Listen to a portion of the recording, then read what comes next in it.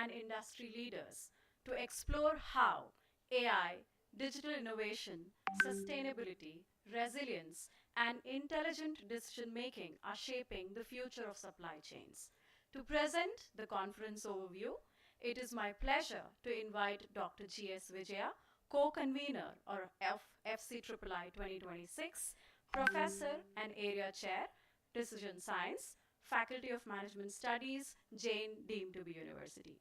Please join me in warmly welcoming Madam. A big round of applause for her as well. Please, ma'am.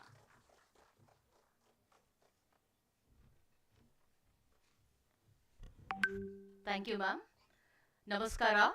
A very good morning to all the distinguished guests, dignitaries, delegates, faculty members, researchers, industry experts, students, my colleagues and participants who have joined both online and offline from different parts of the world. Coming together is a beginning, staying together is a progress, and working together is success. We all know about this. We are truly honored by the presence of our distinguished chief guest, Mr. Senthil Kumar, Vice President, Central Purchase, TVS, Bangalore. Guest of honor, Mr. Manjunath SR, Head of Supply Chain Business Excellence, JLL, India. Esteemed keynote speaker, Professor Marcus Ambe, founder and president of the African Institute for Supply Chain Research, and Sir is Professor of Supply Chain Management at Jackson State University, USA. Mr. Sunil Kumar, Chief Manager, Canara Bank, Gandhinagar Branch, Bangalore. We extend our heartfelt welcome and sincere gratitude to all of you for gracing the inaugural ceremony of FCIII 2026 with your presence. It gives me immense pleasure to present an overview of the international conference on future chains, intelligence, innovation and integration, shaping smart supply chains with AI, IoT beyond, FCIII 2026, organized by the Faculty of Management Studies, CMS Business School, Jain deemed to be University, Bengaluru, on 11th and 12th June 2026. The world of supply chains is undergoing an unprecedented transformation. Technologies such as artificial intelligence, Internet of Things, blockchain, digital twins, generative AI, and advanced analytics are fundamentally reshaping how organizations plan, source, produce, deliver, and engage with customers. FCIII 2026 has been conceived as a platform to bring together scholars, practitioners, policymakers, and innovators to discuss the opportunities and challenges associated with creating intelligent, resilient, transparent, and sustainable supply chain ecosystems. Our knowledge partners are Advanced Institute for Supply Chain Research, Africa, Sharda University, Uzbekistan, Brest Business School, France, Indian Foundation for Quality Management, IFQM, India. Taylor and Francis is our publication partner. This association reflects the truly global and interdisciplinary nature of the conference and enriches our efforts to bridge the gap between academic scholarship and industry practice. FCIII 2026 has attracted enthusiastic participation from researchers and professionals representing diverse institutions and countries across the globe. The conference deliberations are organized around 8 thematic tracks, which are smart logistics, IoT and hyperlocal networks, digital twins, control towers and resilient networks, smart warehousing, robotics and operational innovation, sustainable and circular supply chains, blockchain, fintech and supply chain finance, marketing intelligence and demand-driven supply chain integration, human AI collaboration and talent transformation, entrepreneurial, service and platform-based supply chains. To ensure wider participation and meaningful engagement, the conference has adopted a hybrid mode featuring both offline and online technical sessions. This approach has enabled us to transcend geographical boundaries and provide an inclusive platform for knowledge sharing, networking, and scholarly exchange. Over these 2 days, participants will engage in keynote address by distinguished experts, insightful paper presentations, stimulating discussions, and collaborative learning experiences. We believe that the ideas emerging from these deliberations will contribute significantly to advancing research and practice in the domain of supply chain management, logistics, operations, and emerging technologies. I take this opportunity to express our sincere gratitude to our Honorable Chancellor, Dr. Chanraj Roychand Sir, Vice Chancellor in charge and Registrar, Dr. Jitendra Kumar Mishra Sir, Deputy Director, CMS Business School, Dr. Krishna Koppa Sir, Advisory Board members, Steering Committee members, Organizing Committee members, Conference Committee members, reviewers, track chairs, faculty colleague, administrative staff, and our students whose commitment and hard work have made this conference possible.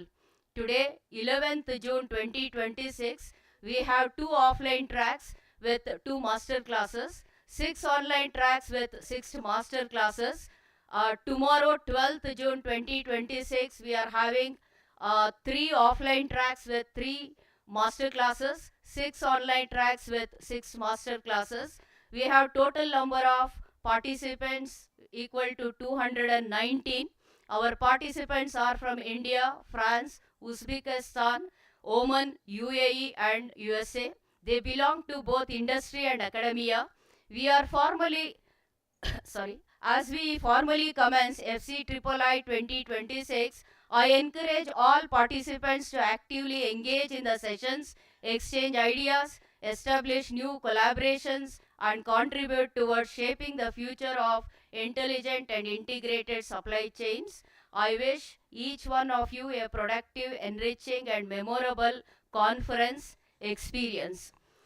May the discussions and collaborations initiated at FCIII 2026 inspire innovative thinking and meaningful contributions towards shaping smarter and more sustainable supply chains. I wish you all a fruitful conference experience.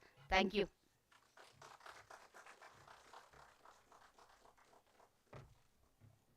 Thank you, ma'am, for giving us the comprehensive overview of this important conference. We are deeply honored to have Dr. Jitendra Kumar Mishra, Vice Chancellor in charge and Registrar, Jain deemed to be University, here with us today. Dr. Mishra is a distinguished academic leader and accomplished administrator whose contributions to higher education, research, and institutional development have been widely recognized. Through his visionary leadership, he has fostered innovation, strengthened industry academia engagement, and promoted academic excellence. As we inaugurate FCIII 2026, we are privileged to receive guidance and inspiration from his esteemed leadership. I invite our Vice Chancellor, Sir, to deliver the inaugural address. A big round of applause, ladies and gentlemen.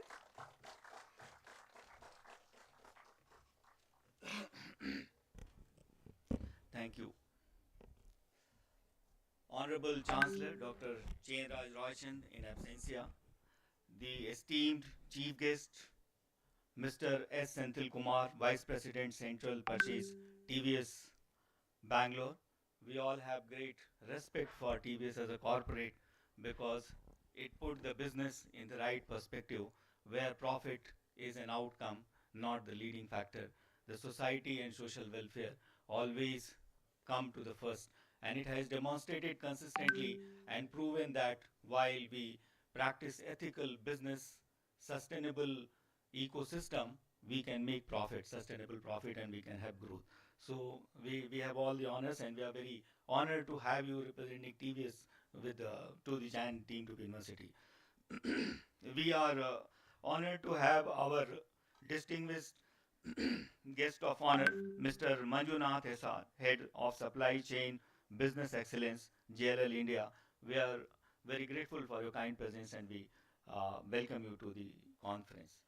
We have Professor Marcus Ambe, founder and president of AISCR, Professor of Supply Chain Management, Jackson State University, USA.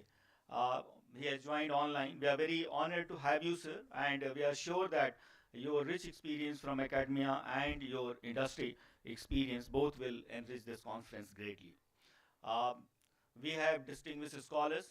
We have our esteemed faculty colleagues, Dr. Krishna Gopa, Deputy Director for the school, who is leading the school and the conference, both the convener of the conference, the organizing committee, participants, ladies and gentlemen. It is my honor and privilege to be among you this morning on a very significant and meaningful occasion where we are discussing something which is not being given due value in the open space, open academic and industry space. We have seen supply chain. If I could ask, how many of you are engaged directly with supply chain function?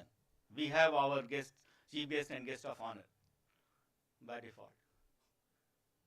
I could see 4 hands, 5, 6 hands. This is the proportion. So this itself represents that where the perception for supply chain management for its real value stands. We have seen that supply chain is often described as the invisible engine that powers global economy. If you see the business schools also, mostly I have been engaged with large number of business schools across the country. Supply chain as a separate specialization is not there in most of the business schools. It also either comes under operations or it is somewhere mixed with something or something else. So there is no dedicated supply chain as a specialization. If you talk to students also or the budding professionals, they hardly have a great desire to choose supply chain as a career. So that's one reality, and that's where we say that it is often seen as invisible engine. While we will learn that how powerful and critical it is for the success of business, and it is becoming increasingly more critical to the business success. Every product that we are using in present time, maybe from your basic pen that we write as a teacher to mobile phone, or from laptop to medicines, from food items to automobile, it all reaches to us through a complex network of suppliers, manufacturers, logistic providers, distributors, and retailers. Yes, and in the globalized world, we don't know what has come from which place. While the single title made in any place, India, China, Korea, whatever is written, but if you see, it is not just one place, one organization, and one entity. It is combination of a very complex network that makes anything that we are using reaching us practically. In today's interconnected world, the efficiency of network determines not only the business success, but also the national resilience and economic prosperity. We have seen Singapore and Gulf countries, how have they prospered with very smaller and relatively limited constraint resources. But their overall supply chain and distribution has made them stand out in the global economic place. If we compare the conventional supply chain with the present day supply chain, we observe two clear-cut distinctions. One is on its scope and contribution, another is on its challenges. We see that supply chains have transformed from linear and transactional systems into intelligent, integrated, interconnected, and data-driven ecosystem. So supply chains are really chain now, which is an integrated chain.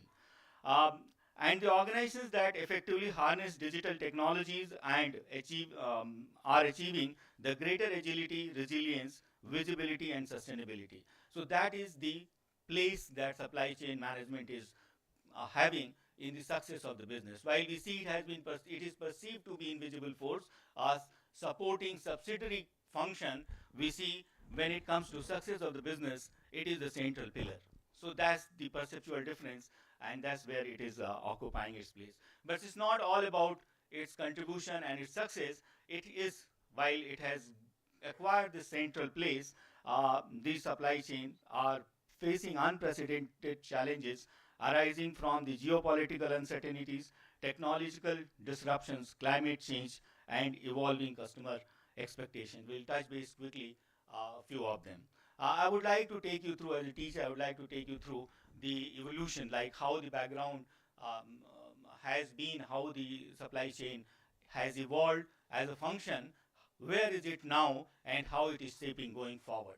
And also we'll see that how does the macro perspective, especially the geoeconomy and geopolitics, are affecting the functionality and efficiency of supply chain, and how India is getting its space, how it is trying to claim its space in the overall supply chain management globally. If you look back, if you trace the history, we see that the uh, journey of supply chain has gone from phases to phases.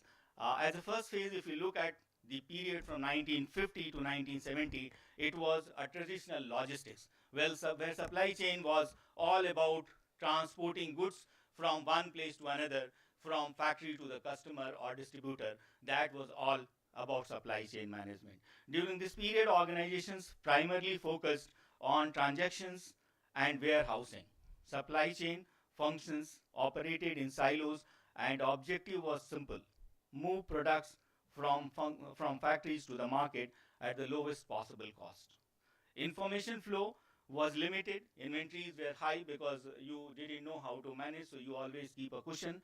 And decision making was largely reactive. You didn't have the enough information available, so you wait for the incidents and then only you were able to respond. But it changed in 1980s, and if you see the decade of 1980 to 90, where we started seeing globalization finding its way forward, and technology, especially the information technology, started making its way forward. We saw globalization and advanced information technology.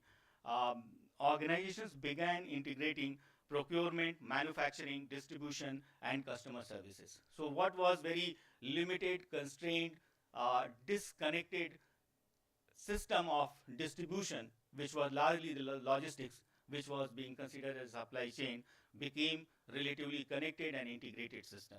And during this period, we started talking about material resource planning, because information technology has provided us the support and IT infrastructure to think of these functions in a more integrated way, which has its great support to business efficiency and profitability.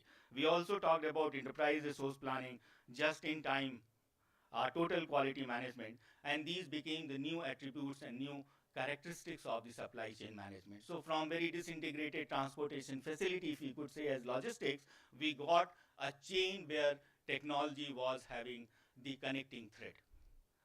This time we saw companies realize that competition was no longer between the individual firms, but it was between entire supply chain management.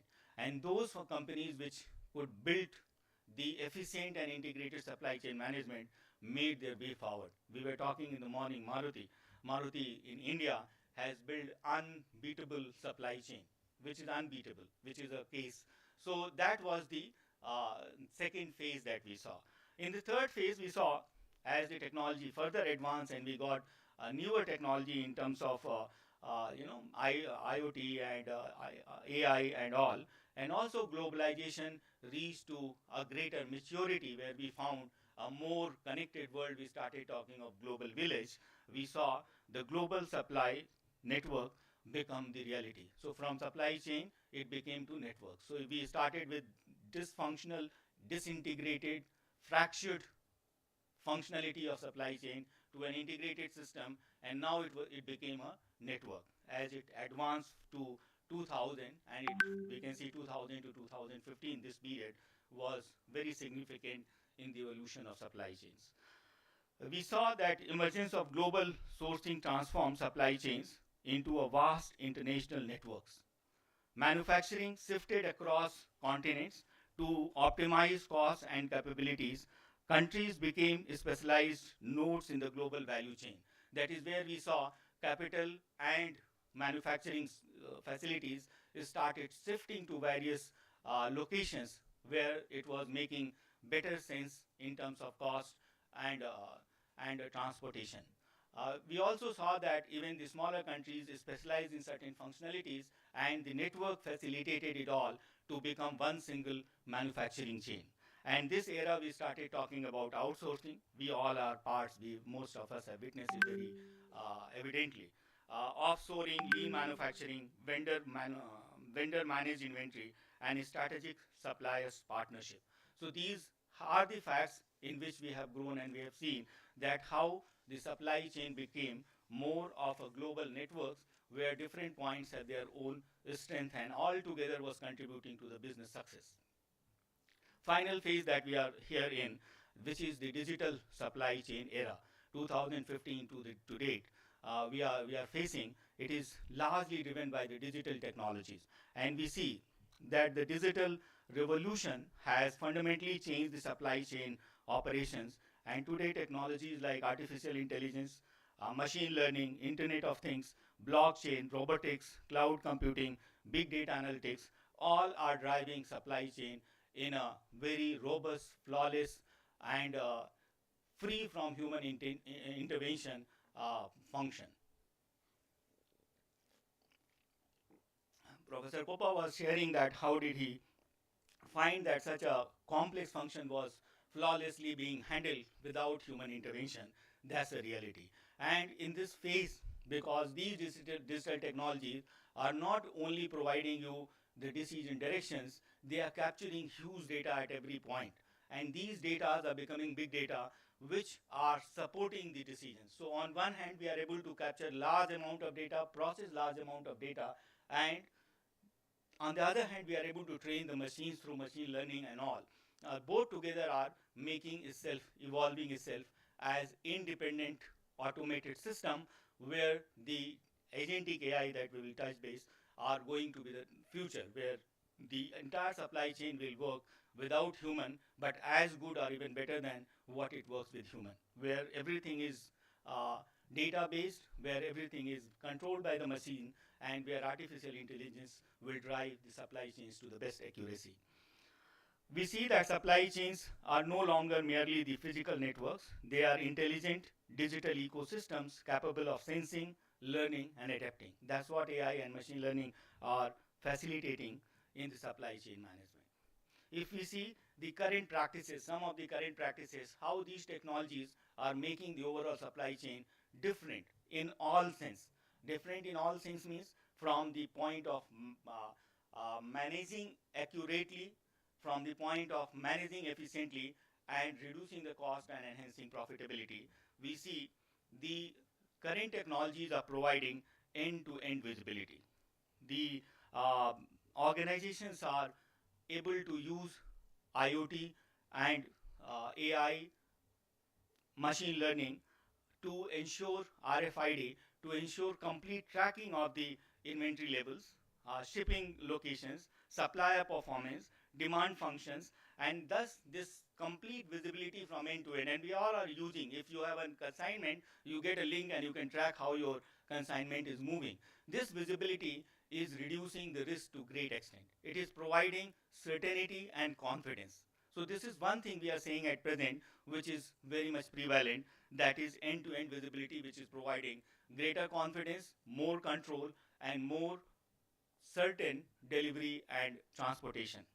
We see data-driven decision making, as we just mentioned, that because we are able to capture data with the use of technology, this data is providing us great insights. What is humanly not possible to get in such a short time, it is possible, and therefore we all are able to take accurate decision. We are becoming proactive because we have data, we can predict a lot of things. So rather than being reactive and responding to the incidences, we are able to predict and prepare.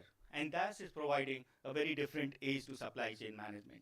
Artificial intelligence, machine learnings are providing demand sensing, predictive maintenance, dynamic routing. If you see even your normal transportation, your Google try to reroute your travel if there are traffic congestions and all. So even in larger consignments, when there are calamities, there are challenges, there are climate related issue or weather conditions are not supportive, all these technologies are trying to ensure that your consignments are safely delivered and they provide you real-time dynamic rerouting. And thus we see that machine learning continuously improves decision quality through pattern recognition and self-learning. We also see that Internet of Things is able to provide us smart warehousing, fleet monitoring, asset tracking, cold chain monitoring, predictive equipment maintenance. That is possible with the help of Internet of Things, because we can connect large number of devices and all that can work as one integrated system. Automation and robotics. Robotics is doing a great job, which is trying to do the more riskier, more delicate jobs with greater accuracy and better efficiency. So robotics are being used as a big support where we have limited risk of human error and human negligence. These are the great supports. Blockchain is providing a lot of trust because it ensures the accuracy and transparency. It also avoid the forfeiting and kind of duplicacy, especially when it comes to food items or medical medicine and other services. Um, Finally, we see that digital twins are being used as a virtual representation of physical supply chains, and organizations simulate the entire system. So with the help of digital twins, they do mock, they try to preempt how the things are going to go and what are the possibility. So we are not waiting for things to happen. We are also not being anxious seeing it that how things are moving to risk zone. We are able to simulate and understand it to great extent, and that provide almost 100% accuracy, because you know exactly how the things are going to unfold. And that's the development, that's the revolution and transformation these supply chains are witnessing at present. If you see how it is going to unfold, we have the tracks on all this. These are all automations, digital automation. So we saw from fragmented, disconnected points that were being called as chain to a real chain which has an integrated system, to digitized system where we have got ability to capture data, process data, and use the insight as an intelligence to monitor and do it. The future is going to next level, and it is going to hyper automation, meaning that the technologies that we are talking about, AI, robotics, and analytics, all are converging for process automation and creating highly autonomous supply chains. Routine decisions are increasingly going to be handled by intelligent system. Human intervention will focus on strategic and exception-based decisions only. So you are not going to do what is all defined. If there is anything which doesn't work to the plan, that only will require human intervention. Or if you want to have any strategic shift in the ongoing processes, will require human. So technology is going to take over almost completely and making it completely automated system. That's what the hyper automation is. Supply chain control towers are being established like data center, where there is going to be a centralized command which will be capturing all the data, processing it, and issuing centralized command for all its consignments and shipments. Sustainability and green chains are becoming the real-time concern, if you could say, because in all this process and use of technology, we have been making a lot of carbon emission. And therefore, to do all these functions equally, efficiently, and effectively with limited and reduced carbon prints is what is the challenge. And therefore, supply chains are working towards the technology and processes by which carbon footprints can be reduced, circular economy models can be adapted, sustainable sourcing can be done, and renewable energy integrations are being adapted to use the renewable energy and not to depend on the energy which is going to add to the carbon footprints, and also to reduce waste, whatever is there. So waste management efficiency is another important part. Sustainability, thus we see, no longer merely is compliance. It is becoming competitive differentiator. If we have got the supply chains which are technologically efficient and sustainable, which take care of ecology and environment, which reduces carbon footprint and ensures sustainability, this is going to be the real business competitiveness. We are talking of circular supply chains, which has shifted from the conventional take, make, use, and dispose to reduce, reuse, recycle, and regenerate. So this is where the future is evolving. The supply chains are emerging into the more sustainable circular supply chains, where we are focusing on reduce, reuse, recycle, and regenerate than the conventional make, use, and dispose. Resilience is one. As the risks are increasing, we need to have the sustainability of the function itself, not only the ecosystem, and resilience is one important aspect. We see that resilience is being managed or being tried to be ensured by diversified sourcing, strategic intervention, risk intelligence, scenario planning, business continuity. Resilience is becoming an important, as important as cost optimization, because everything at such a speed and scale cannot be put to risk. So resilience is very, very important to have the sustained outcome.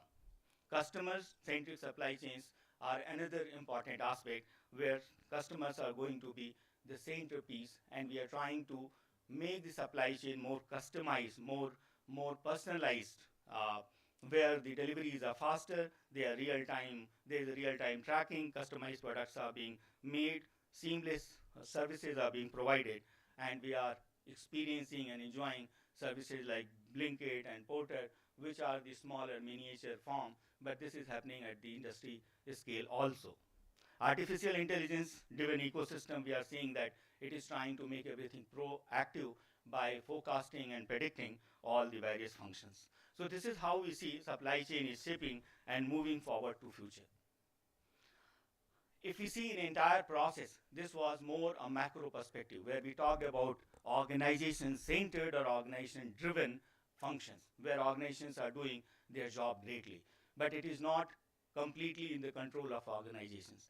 We see the global incidents and global developments, geopolitics, geoeconomics is affecting these supply chains, which are posing risk which is beyond the control of businesses. And those include supply chain driven economic growth. We see while supply chain is so critical to businesses, it is critical to economy also. We see supply chains contribute significantly to GDP growth. If we see on an average, supply chain contributes to 8% of GDP in developed countries as well as the developing countries, especially India, it is close to 8%. And in this process, when supply chain is contributing to 8% of GDP, it's 80% of the global trade in goods are through supply chain. It is responsible for 80% of trades in goods.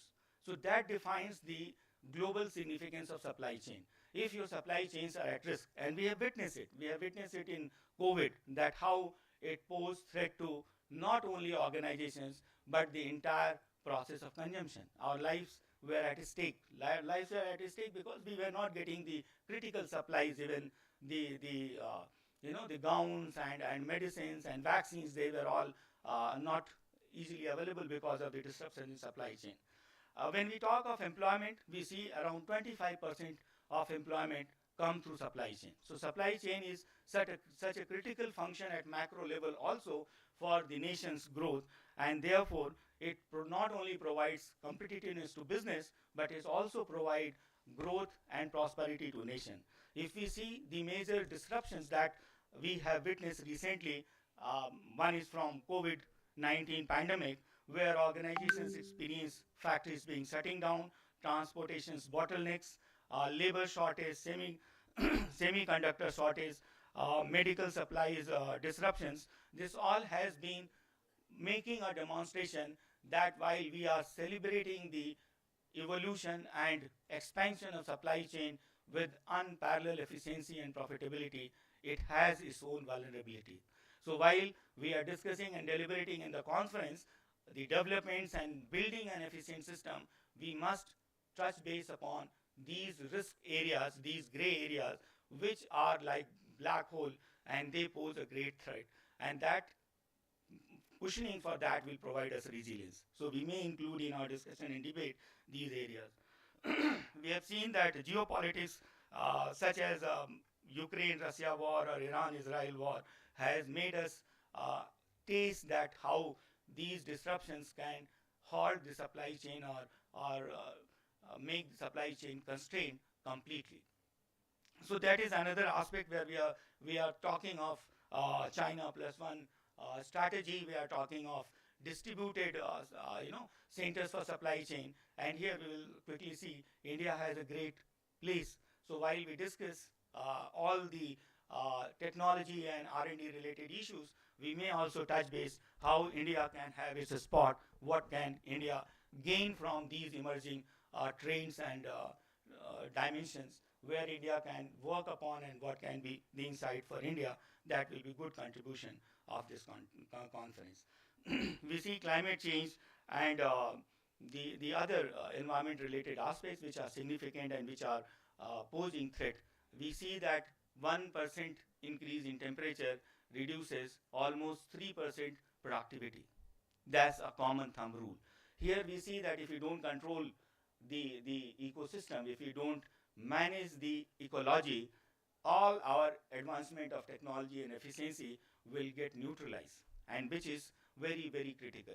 So while we are focusing on technological advancement and making business efficiency, we also need to see that how long can it go without taking care of ecology, and how can we embed ecology as the critical part of our decision making. It is not business and ecology. Ecology should be part and parcel of business. When we talk of cost and profit, we must talk of ecology in the same breath at the same level. We see that India is uniquely positioned to become a major supply chain hub due to large domestic market. That's one uniqueness we have. And we are seeing that despite all adversities globally, India has been demonstrating consistent positive growth rate. That's because of its domestic growth. And it is also because we were not very crazy and very, very excited to open the economy fully. Since we had cushion and we opened up gradually, we had curtain off the economy in one or other way to great extent, that has made us more self-dependent and self-reliant, which is supporting now. While globe, because of its unparalleled exposure, is suffering, we have still some cushion. We are able to survive and sustain. We are having a great focus on expanding manufacturing facility. Skilled workforce position us uniquely. We are going to be the talent country. We are going to be the talent provider for the world. That's what the demography is providing us. We have got the great digital infrastructure. We have demonstrated our ability and potential in digital infrastructure, and we are working constantly towards expanding it. We are going for establishing the data centers, and we are being seen being a very competent country, competent power in AI going forward. If not in innovation, at least in application and using AI, we are going to be the prominent country. Government of India is also giving huge thrust, and its focus is on Make in India, Digital India, PM Gati Shakti, production link incentives scheme. These all are trying to make country to emerge as the global supply chain hub, global supply chain powerhouse. And India is moving towards it. This is a time when we can try to align our researches, our discussions, and try to see that we can contribute to that. As a scholar, we can see that how the things are emerging, how can we contribute to this emerging dimension of the supply chain. If I try to conclude, we try to see that the evolution of supply chain management represents one of the most significant transformation modern business history have seen. We saw it from simple transportation to current manless managing and proactive decision making. We saw it. That's how it has come and how it is progressing. From simple logistic function to intelligent digital ecosystem, supply chains have become strategic assets that determine organizational success, national competitiveness. The digital age presents extraordinary opportunities. Artificial intelligence, automation, analytics, blockchain, and connected technologies are redefining how goods, information, and value flows across the world. Yet, technology alone is not enough. The future belongs to the organization that can combine technological innovation with resilience, sustainability, ethical responsibility, and human ingenuity. That is where the sustainability and the success lies. As we navigate an era marked by uncertainty and rapid change, supply chain leaders must move beyond managing operations to shaping ecosystem.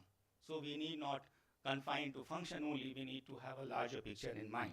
Fostering collaborations and creating long-term value for business, societies, and future generations. That's where the direction is, and we all need to work towards. The future of supply chain management will be intelligent, connected, sustainable, and resilient. Those who embrace the transformation today will define competitive landscape of tomorrow. I once again thank the organizers for choosing such a pertinent team. I also thank the partners from India and abroad, including Canara Bank, for supporting this very timely conference on a very topical theme, which is time of today, which is the concern of today, and which is going to be the differentiator for tomorrow. I wish that this conference lead to a thought-provoking discussion, convergence and culminations of ideas leading to further research and innovation, and great learning to all of us. Have a great conference and enriched perspective on supply chain. Thank you very much.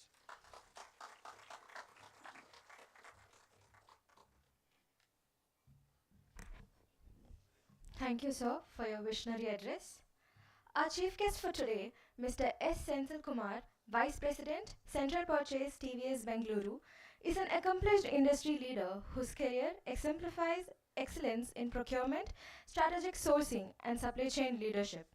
With extensive experience in managing large-scale procurement and supply chain operations, Mr. Senthil Kumar has consistently driven operational excellence, innovation, and value creation within one of India's most respected industrial organizations. His expertise spans strategic sourcing, supplier relationship management, cost optimization, and the development of resilient supply chain network capable of navigating an increasingly dynamic and competitive business landscape. A strong advocate of continuous improvement and transformational leadership, he has played a significant role in strengthening supply chain capabilities and fostering sustainable growth through strategic decision making and innovation. We are honored to have him with us at FCIII 2026 and look forward to gaining valuable insights from his rich professional experience and industry perspective. It gives me an immense pleasure to invite Mr. S. Senthil Kumar to deliver the chief guest address. Ladies and gentlemen, please join me in extending a warm and enthusiastic welcome to Mr. S. Senthil Kumar.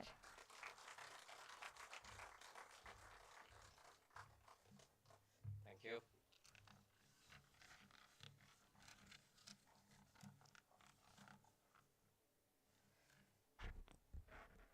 Good morning to all and distinguished guests and respected faculty and industrial leaders, researcher and dear students.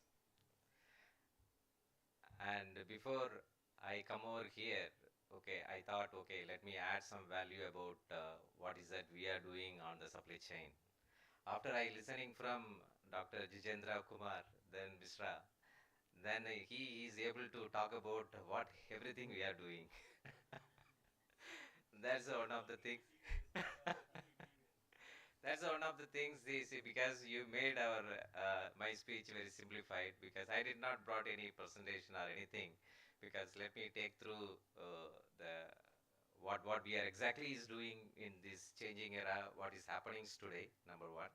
Number two, before that, let me take through that what is that TVS is doing, because many of you are aware about TVS is a two-wheeler company, and they manufacturing location in Hosur, and we also have a manufacturing location in Mysore and Himachal, and also we have in Jakarta, Indonesia, and last 2 years back we also started in Sogahill, UK. So these are all our location base, and our total volume of last year is close to 6 million products. And in that, we are with the 6 million, we are number 3 globally, number 3 in two-wheeler segment. And if you look at our product segments, and we have a products from 100cc, because that is one of the motorbike which is we started in 1979, XL Super, XL 100 or something, and still today we make those products. And see, the interesting point in that particular product, and when our the first second generation, our chairman, second generation, when he took the choice, he wants to start the two-wheeler industry. Because if you look at all the TVS group, because in the TVS group consists of close to 46 companies, the only TVS motor, they directly come to B2C, they direct to the customer. All other companies, if you can look at B2B only, because they become the tier one for many of the companies. And in the case of TVS motor, when he comes for 1979, and he given the targets to the product. The interesting thing is because during those days, because I have not seen that because I joined later, because people used to tell that because there is our doctor and canteen manager both weigh close to 80 kg plus. So he says both of them has to ride in this in bike in Tirupati Hill. That is the target is given. That is why still today, if you can take our XL 100, the bike what we are having today, that can carry 1 ton weight of the things. And that's why most of the vendors and most of the milk distributor and everyone, and if you look at, if you go to the slightly away from any rural area, the people used to prepare something and bring it to the town and sell it off and go back. There is a commuting segment is only that bike. That is the way we do. That bike still today we make close to 60,000 per month. That's the product. And recently, because all of you are hearing about TVS and Norton. The Norton is one of the brand which was in UK. It was taken over by TVS Motor, and we have launched this product now recently. Because I don't want to tell the product cost actually, because it's cost around 28 lakhs. Two-wheeler 28 lakhs is the thing. That is what the market during those places, and UK and USA, this kind of product, 1200, because those products are designed by TVS Motor Osuru, those products, and manufactured most of the product in India, most of the parts. That's the level of the supply chain we are creating. And look at our product segments. We have a moped, we have a scooter, we have a motorcycles, and we also have a three-wheeler. And these are all our product segments. And the recent changes with reference to the electric vehicle, and we also launched the electric vehicle because all of you are aware about the iQube, because they are the market leader. iQube is a market leader till today. And in three-wheeler also we continue to the electric vehicle, because these are all the changes. One big advantage is people like me working in such a changing era, because we could see that something, all the incoming of material, we started entering in the ledger, big book, and we'll take what is that come in, what is gone, what is given, distributed to the production. During that era, today, what is starting in the supplier end, what is stock available at supplier end, we could sit in our desk and we can see that what is the stock is available, and what is that plan we can do. That kind of things we are able to do. And we started learning from Japanese, because he also, Mr. Jitendra also has mentioned that thanks to Maruti Suzuki, they brought JIT, and they brought, now we talks about JIS, just in second, just in time, and all these things are, it's coming only because we started learning, we started changing. All these kind of things, when the numbers started increasing, and it's going to be very, very difficult for managing the situation unless we get into the strong systems. Because now today, there are a lot of systems started coming. People talks about AI, and they also other side creating the fear AI will change the team, but it is not so. Because I also manage some kind of AI, because we are not changing the people, but only thing is the productivity is improving. Our decision making is become very sharp. That is the level it is going to be, AIs and all is going to be helpful. But only thing is we need to understand what exactly it is going to give, and those kind of requirements is only the key in terms of the requirement. Thanks to Mr. Kupa also, because we had a small chart before coming into that, and he also is highlighting this, what this Jain business school is doing. Because when I was after my engineering, then I wanted to study the something like business related thing, because I don't want, one of my boss has told me, where you want to be? You want to start entrepreneur or you want to be industrial executive? Then I checked with my parents. They said, no, no, no, you go and work. Don't look at anything for entrepreneur and all. It's fine. Then I decided, okay, let me qualify myself. Then I went to the Warwick, UK, because there also it started with the industrial collaborated program, because that's the only thing we try to understand what is happening today exactly into the industries and we bring it back. Because this is what he was explaining, that because you more and more started collaborating with the industries and getting through the all what is changes is happening, and many people are talking about that how we can bring it out to the students level. These things really we need to appreciate, because those mindset definitely will change the students thought process and thinking, and that's a level of thing. Really appreciate that Jain University is taking the lead on such kind of requirement. And then the moment IFQM and Ankur and Jay Kumar, everybody's called me, and there is a conference, you need to come, and today's situation. Anyway, I will explain that what is the today scenario we are getting through, because you are also touched upon war scenario and other related thing. And IFQM is one of the this non-profit organization, because we started using IFQM for expanding our supplier base capability. Because right now, because we know something, and we are taking them all our best practices to the our supplier side, but we may not be in position to do everything together. But IFQM is taken the lead for taking through the MSME improvements, and they start, that approach is little different. Like what we go, we start talk about always my requirement only, how your quality product you are going to give, how you are going to give the delivery on time. This is what we generally talks with the people. But IFQM is taken care with reference to the how the business process has to be changed, how you can look into the profitability, how you can look to be the today's requirement, how you can be the global brand. So like that they started educating to our supplier, because that brings them the different perspective to all our supplier base, and that will indirectly help us for, because they started thinking globally, and we will be in much a better position. So coming back to this conference, it is my privilege and honor to me to here with the Jain University, the international conference that future chain intelligence, innovation, and integration.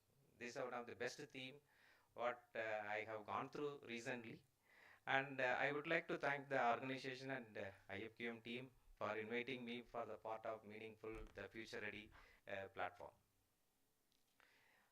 One important point is events like this is extremely important, because future supply chain will not be shaped by individual organization working in isolation, but through collaboration between academia and industry and end talent like students, because we need to understand, because I will bring it out here, one of the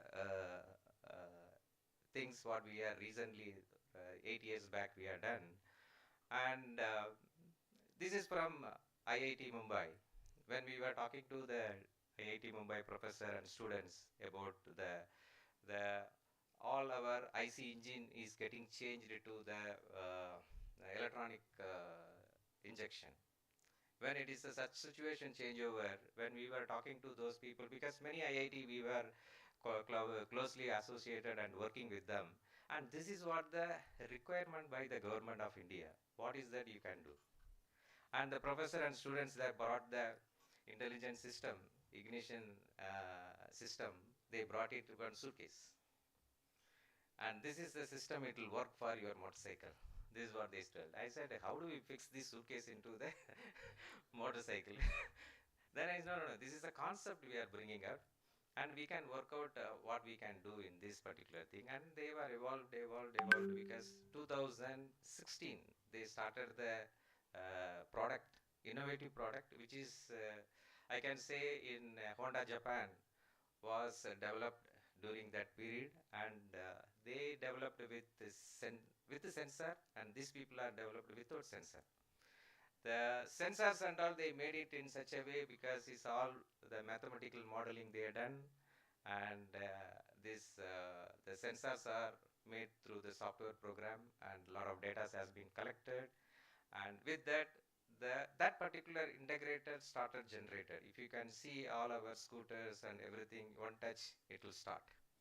This kind of innovative product, they brought it to 2016. And we understand this is going to be the best suitable for the customers. Instead of every time morning is very difficult to start the vehicle because the cold start they'll say, because after this introduction that kind of issues are sorted out, because we always from the top to bottom in our company we only talks about customer. Anybody you ask customer what they want, that's the way we'll convert into that. So since this is a pain point for the customer, then we decided this product is good for our requirement. And this finally is what happened today. Those companies are supplying close to 3 million products every year, and just started this with academic professors, and also that 3 students together they started this company. Now today the valuation, today their sales values are close to 1,100 crores, and the valuation is coming close to 13,000 crores. So that is a power of this academic institution, and the students they will bring it out. So that's a change.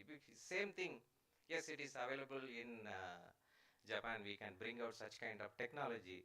It costs money, and the second is there is some issue in that particular issues, but that is not addressed in that, because we will also end up with the same kind of things. That is being challenged by the students, by IIT students are challenged. So that is the change we are looking into that, because that kind of collaboration always TVS Motor will come forward and work along with all these universities and all these professors. See, if you look at the last few years, we have witnessed a significant shift in the supply chain. The last few years, if you look at that, is what was once considered the back-end operation function, because supply chain, I started my career as a production engineer, then I shown the interest, okay, let me get into purchase. And they suggested, okay, you come back from engineering background, production engineering background, process engineering, you take care of improving the supplier processes. That's the way I started. Then company wanted there is a cost reduction is needed. Then they said, okay, you please start working on the process improvement, cost reduction and everything. And we started focusing on that. Then finally, one day my president calls me, because what is your thought process on your cost reduction? Then I said, it should be, we need to talk about low cost sourcing. Then what is your understanding? Then they said, okay, China is the one of the understanding low cost sourcing, because way back in 2005 and all, because the manufacturing is where you can get manufacturing things very cost effective, it is only China as a base. Then they said, okay, why don't you go to China? Because since I said China is one of the low cost, they said China, go to China. Then I said, okay, we'll go. They said, okay, 3 years you go and stay in China. They given. Then my requirement is simple, because okay, just married, okay. So what to do? Then I said, I need to go along with the family. You know, whatever you want to do, you can take. Then I went that. The 3 years over. Then they saw that. Then they said, why don't you get into the some more development on new product and other things? Then we started getting it. Finally, I ended up with staying 15 years there. The 3 years remained 3 years, 3 years, 3 years, 3 years like that. So this a good thing is, when we were there in such kind of atmosphere, we try to understand the gap between what the industries are doing here and the institutions are doing here, and what is that they are doing. It's completely different. Because today we are, last 5-10 years, we are talking about a lot of collaboration with institutions and all these things. This is happening from the beginning. They allocate, this university will work on this kind of product, this university work on this kind of product, like that they will work out. Because today's scenario is, in our case, we are facing a lot of issues with reference to the last years. Everybody is aware about China has announced, because they will not send the rare earth material, because most of you are hearing from the papers and other things. And rare earth material, because this is not a simple thing they did, because this is what they done in 2010. They started the strategy, how they becoming the one of the best in the world for extracting the rare earth from the mining. Till today, we are the number 3 on in terms of the resources available in rare earth, but we don't know the process. India is not knowing the process because now only they are starting. And even if we start today and getting into such kind of bringing out, it is going to cost more. But China has made, and the entire world they controlled with only one magnet. They controlled, and U.S. President himself is they reduced his thought process, and and they don't want to put more taxes on their China requirement. That's the situation they created. Next product, if you look at, they taken the cells, electric vehicle cells. Because what is that? Because even today in India, we are not making cells. And there are industries are coming up, and where the technology is coming up, the technology again they go back to China and bring it back. It is not a nothing is homegrown technology, because these are all the big chances for the institution and everything. They can bring it out. It is a, what is that? If you look at it, is a simple chemistry. As a purchase guy, I can say it is a simple chemistry, but you can understand if you can call some chemistry specialist and he can say very clearly these are all the parameters are required to get it done. So those kind of things, still today, the cell manufacturing is completely managed by Chinese all over the world. Nobody is able to make. Only few people like Korea and Japan, they have but their own consumption, but they are not doing it, and it is mostly for that. But the entire electric vehicle, whatever we are talking, all cells are coming from China only today. That is a dependency we are having. That is opportunity also we are having today. So that is the requirement. We need to have a collaboration, and how do we work together and get into that. So if you look at the all overall this any kind of automobile industry, typically in our industries, because if you look at our sales value, in that I am responsible close to 70% of the spend, because 30% only that they will 70% of things we will buy from outside, because we are the responsible for spending that 70%. If that 70% of supply chain is completely depend on company profitability and whatever the daily requirement, it's all managed only through this. In such a situation, how effectively we should be. So that is why this kind of subjects are very important, because yes, you are rightly pointed out, it was a neglected one till 1985 or something, when the Maruti Suzuki has come out and they started creating the supplier ecosystem. And later, the many 1990s, India is opened up, and a lot of industry has come up, and today the scenario is completely different. Yes, that's the conference today is we are talks about what we are going to do for AI and what we are going to for IoT and other related things, how we are going to shape up and what is the opportunities we are having. That's the things we need to work out that. See, today the supply chain is expected to ensure the speed, the agility, resilience and transparency, which also responding to increasing customer expectations and sustainability requirements. See, one side, government is bringing up certain requirement on the sustainability. And it is not only the government push, it is the responsibility of every organization what we are to do. Because in our company, we are almost 96% is the renewable energy we use. And if anybody is open our YouTube and understand TVS forest, you can look at that is around 300 acre lands we have in Hosur, 50 acre we allocated for forest. And today it is a full-fledged forest. You can see that. And thanks to our chairman emeritus for thinking about allocating the 50 acre land. Because if you look at, I'll just bring it out. 1 acre in today is 4 crores in Hosur, okay? 50 acres somebody is allocating for the forest and giving back to the nature. That's very important. That is given because water positive today for us. Because when we are chosen this land, when we are given in 1980, Tamil Nadu, the government of Tamil Nadu, they said it is a drought area. You can take. That is the way they given. And today that land is creating a lot of waters. And that is a changeover they brought it. Because as a man, we can change anything in this process. That is one of the good example. You can get through that. It is around 5 to 6 minutes video is there. Anybody get into the detail and see, coming back to this, whatever the conference we are talking about, emerging technologies such as artificial intelligence, IoT, blockchain, and advanced analytical are playing the transformative roles across procurement and production, logistics, and customer engagement. In TVS Motor, anything, if the product development when we start, and we generally will make the complete sketch. We make the sketch and we meet some set of customers, what you like in this, what you want this kind of product, and they speak about that. We capture that all. And then we will convert this voice of the customer into the product specification. And these are all the things earlier we used to have a big diary and start writing. Now, and all this voice command and other things, and we are able to capture this requirement. When they are capturing this requirement, these requirements will link to the product performance automatically. There is no need of earlier that engineers used to, what is that this customer says? He says the brake is poor, because he will not say brake is poor. If I apply the brake, the vehicle has to stop. And what distance it has to stop? So these are all the next kind of questions will come. Then we have a system today, and we can understand very clearly this voice of customer, what we are capturing today, and this will be converted into the product specifications. Because these are all over the period.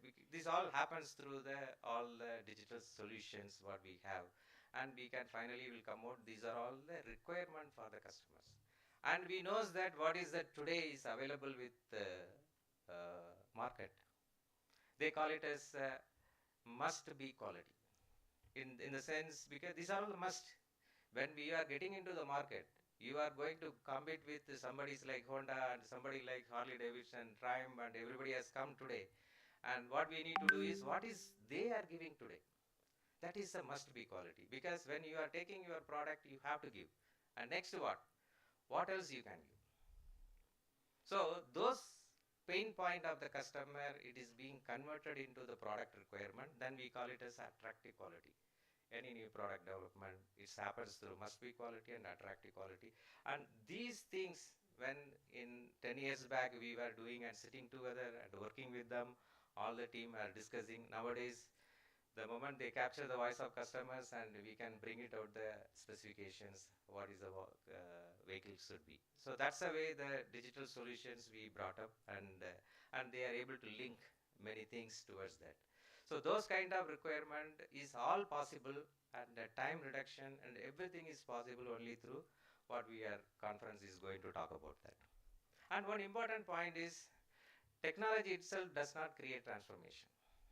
And the real transformation happens when the technology is effectively combined with the people, processes, and a strong sense of purpose. What is the purpose in which we wanted to do? Because one day they said, because the procurement process, what you are doing, you please convert into AI. 3 years back, that was the direction has come to us. Then we don't know what is the AI. Frankly, I'll tell you, because what it is going to give also we don't know. And we try to understand more, and the people who is coming and selling the AI, and they try to say, because this is a use case, this is what this happened, this is the industries we are done, we are not able to link anything. Then we decided, okay, let us get into that. So we get into that because first year we are not successful. The second year, by this time we learned, and we are able to do something. We are able to predict how the raw material prices, commodity prices are going to be for next 3 months or next 6 months and next 1 year. The prediction we are able to make with multiple datas we need to get into that kind of calculations, and it is easy. And based on that, we started thinking what needs to be purchased yearly, because we understand next 3 months what is the price is going to be. And in such a case, now the price is less, then we can buy it and keep it, because we'll understand what is the inventory carrying cost, and accordingly we'll spend the money and get in time. So these kind of possibility, these kind of mathematical calculation, all these things we try to understand. Now what we have started doing in the AI, I'll tell you.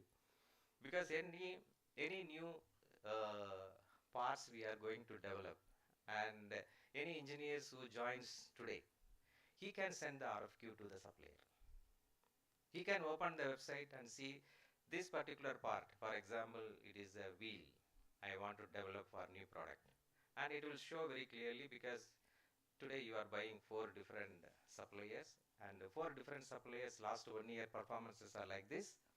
And today this particular supplier is having this much load, and this supplier is not having the load, and you can give this particular requirement. And the moment this R&D is giving the drawing and it comes into the system, and he just get into the RFQ and click the button, RFQ letter and everything, it will automatically reach to the supplier.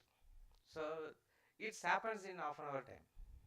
Because in my days, earlier days, when I started as engineer, we have to take one letter, type RFQ letter, then I have to show to my boss, boss will correct. Because he will correct, and we will add and all this blueprint and everything and attach the drawing and find out the courier and give it to that. These days it will take only one full day it will take for sending one drawing. So in today's world is completely different, because you can do it in half an hour with just yesterday joined a GET can do only if we understand how to open the system, because every students can get into the detail anytime. So that is a change it is bringing out today, because it means still you need manual intervention. But one thing advantage is speed, and you don't do mistake also. The repetition can be, because that is the biggest advantage when we are talking about digital era, because we don't do any mistakes and we don't do any, the time spending also is very easy. And if you look at the TVS perspective, that's what I was explaining this, particularly in procurement my side, we have seen the clear evolution of the roles and responsibility, which we have changed the people's roles and responsibility today. And traditionally, the procurement was largely focused on cost negotiation, vendor selection, and ensuring the timely supply. This was the earlier days. Today, the expectations are very different. Procurement has become the strategic function, responsible for value creation, risk management, innovation, and building resilient ecosystem. We are no longer just managing the cost, we are creating the long-term value for the organization. Today, war scenario, so the moment war comes, what was the issue? There is a shortage on oil coming up, because everybody is aware about the oil is a shortage. But industries people, what we are aware is, because aluminum coming to India is stopped. Because many of our engines, whatever aluminum we are making, we are using that aluminum. That aluminums are made through recycled aluminum, the recycled products, what it is coming from Europe and US, it will cross the Iran Hormuz way. So that is being stopped. So what to do? So we need to start thinking about, because that is a very economical way of bringing the things, and you need to find the different solution for this, because people talks about gas is a problem, availability of the gas. All my industries, all my suppliers, everyone, they stopped. Tomorrow gas is not there. They closed. So that's the situation, because how we are resilient in those kind of situation, how well we are going to change, because those areas, because now today what is happening is, every year in the policy deployment and any business process, whatever we go there, and March month we'll sit together and we'll think what we are going to do for next month, next year. In those situations, we call it as a policy deployment process. In this process, we talks about many things, and one of the thing is what is the risk in every section, every department, and we'll put all the risk. And at the end of the day, the risk meeting always happened the last time. Last slot is a risk meeting. They say, no problem, yeah, you can take care. This is what they will say, because whatever the risk we had listed down, it was not happened physically 3 years, 4 years back before COVID. After the COVID, every risk, whatever we are written, it is happening today. We said shortage of commodity is going to be the one of the requirement. Yes, it is happening today. So what is the action we are going to do? Because in today's world in India, because there are many people, that Tata and Adani and other people and all getting into semiconductor, because the industry is different. They talks about semiconductor getting into. Why? Because we don't make any semiconductor. Because we talks about AI, we talks about electronics, we talk about IoT, everything we talks, because all these things you need some microprocessor. where it is coming from. It is nothing is available here. Because if somebody stops, we don't give to India, then we will be completely out. We have to go back to the olden days, whatever the way we are doing. Because sometime back I was seeing that ChatGPT, some WhatsApp thing, and there are 3-4 people are standing. One guy is a different shirt, and ChatGPT we say, okay, please interchange the shirt. The color has changed. And another question he asked that, say, I want a uniform color, and it should be not common color. Then it made it black, everybody. Then he said, okay, get back to original. Then it went back to the olden days. People started wearing the all this made of skin and animal skin and other things. That is the way ChatGPT has given. Because that is the situation in India. Because when we are talking about this side, another side is Americans, Europeans, and Chinese and Japanese, they choke the supplies. We cannot do anything on this particular area. Because what is the opportunities that are there today? So that is what we need to work at, because thanks to the bankers also here, because so how well all these together, industry, academic institution, then the financial institution, how they are going to work together to bring up that Indian economy. That is a different way of thought process when we can get into that. When we were talking about this kind of requirement, what is needed for such requirement also we need to address in some requirement. That is also my request from my side. In that, generally the procurement, I was telling that they completely changed that things, and we never negotiate nowadays. The AA is given the clear fact back. We call it as the general some preparation to negotiation. It gives for past 2 years what is that you are done with this supplier. Because whenever we are speaking, when we will go to the negotiation table earlier, and we'll switch on the mic, and what we are discussing, it captures. And what is the counter he is giving. The moment he says, no sir, this is what you are not done, then if you click in button, it gives, no, these are all the situation you are given, it is not given. That will give you all the data for you to talk. So AA is not going to negotiate the things and reduce the price. AA will support you. What are all the previously it is happened, how this guy will behave, and how this supplier will behave, and what is the points you can put it forward. These things and all, it is coming into the clear input for the people sitting and talking.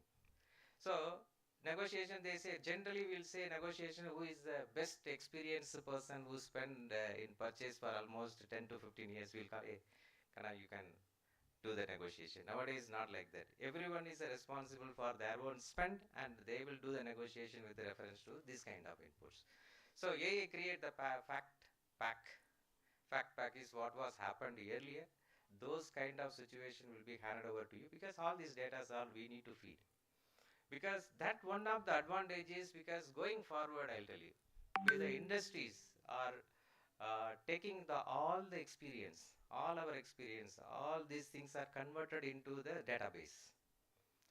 Then it has become industry can very clearly can work, okay, this much of previous database is available, based on that they can start changing the business processes. That's one advantage. It's also going to come. It's also not going to support today's work, and also is going to help us for the future requirement. Even if you are not getting the talent for such a requirement, anybody can do the work. That is a change it is going to come. That's one of the things we need to be little worrisome of, because experienced people are not required going forward, actually. That is what the industry changeover is happening, because then now what is happening, most of the experienced people has become consultant today in many areas. So that is a change. Otherwise, the young students and everybody is having the very good opportunities getting into such kind of requirement. When you are entering, you are able to grasp completely what was we all done for last so many years. That is available in their hand. That is what AI is doing.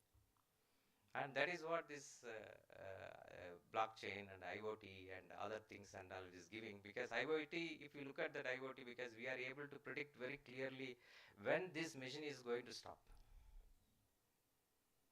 and which date we have to change this particular bearing and which state we have to change this. All these things is happening, because even that is also we are not using with any manual element, because we have a small robot. It will go walk through up, go every places and understand, capture the photo, it is working or not working, and he will come back and say very clearly this is what this. That is a change today's scenario, because now if you ask people to go to the paint shop with lot of heat and go and check the top meter what it is there, today it is not required. Today the person can do directly, that small robot is going, walking robot, that goes there and find out the numbers and coming back and giving to us.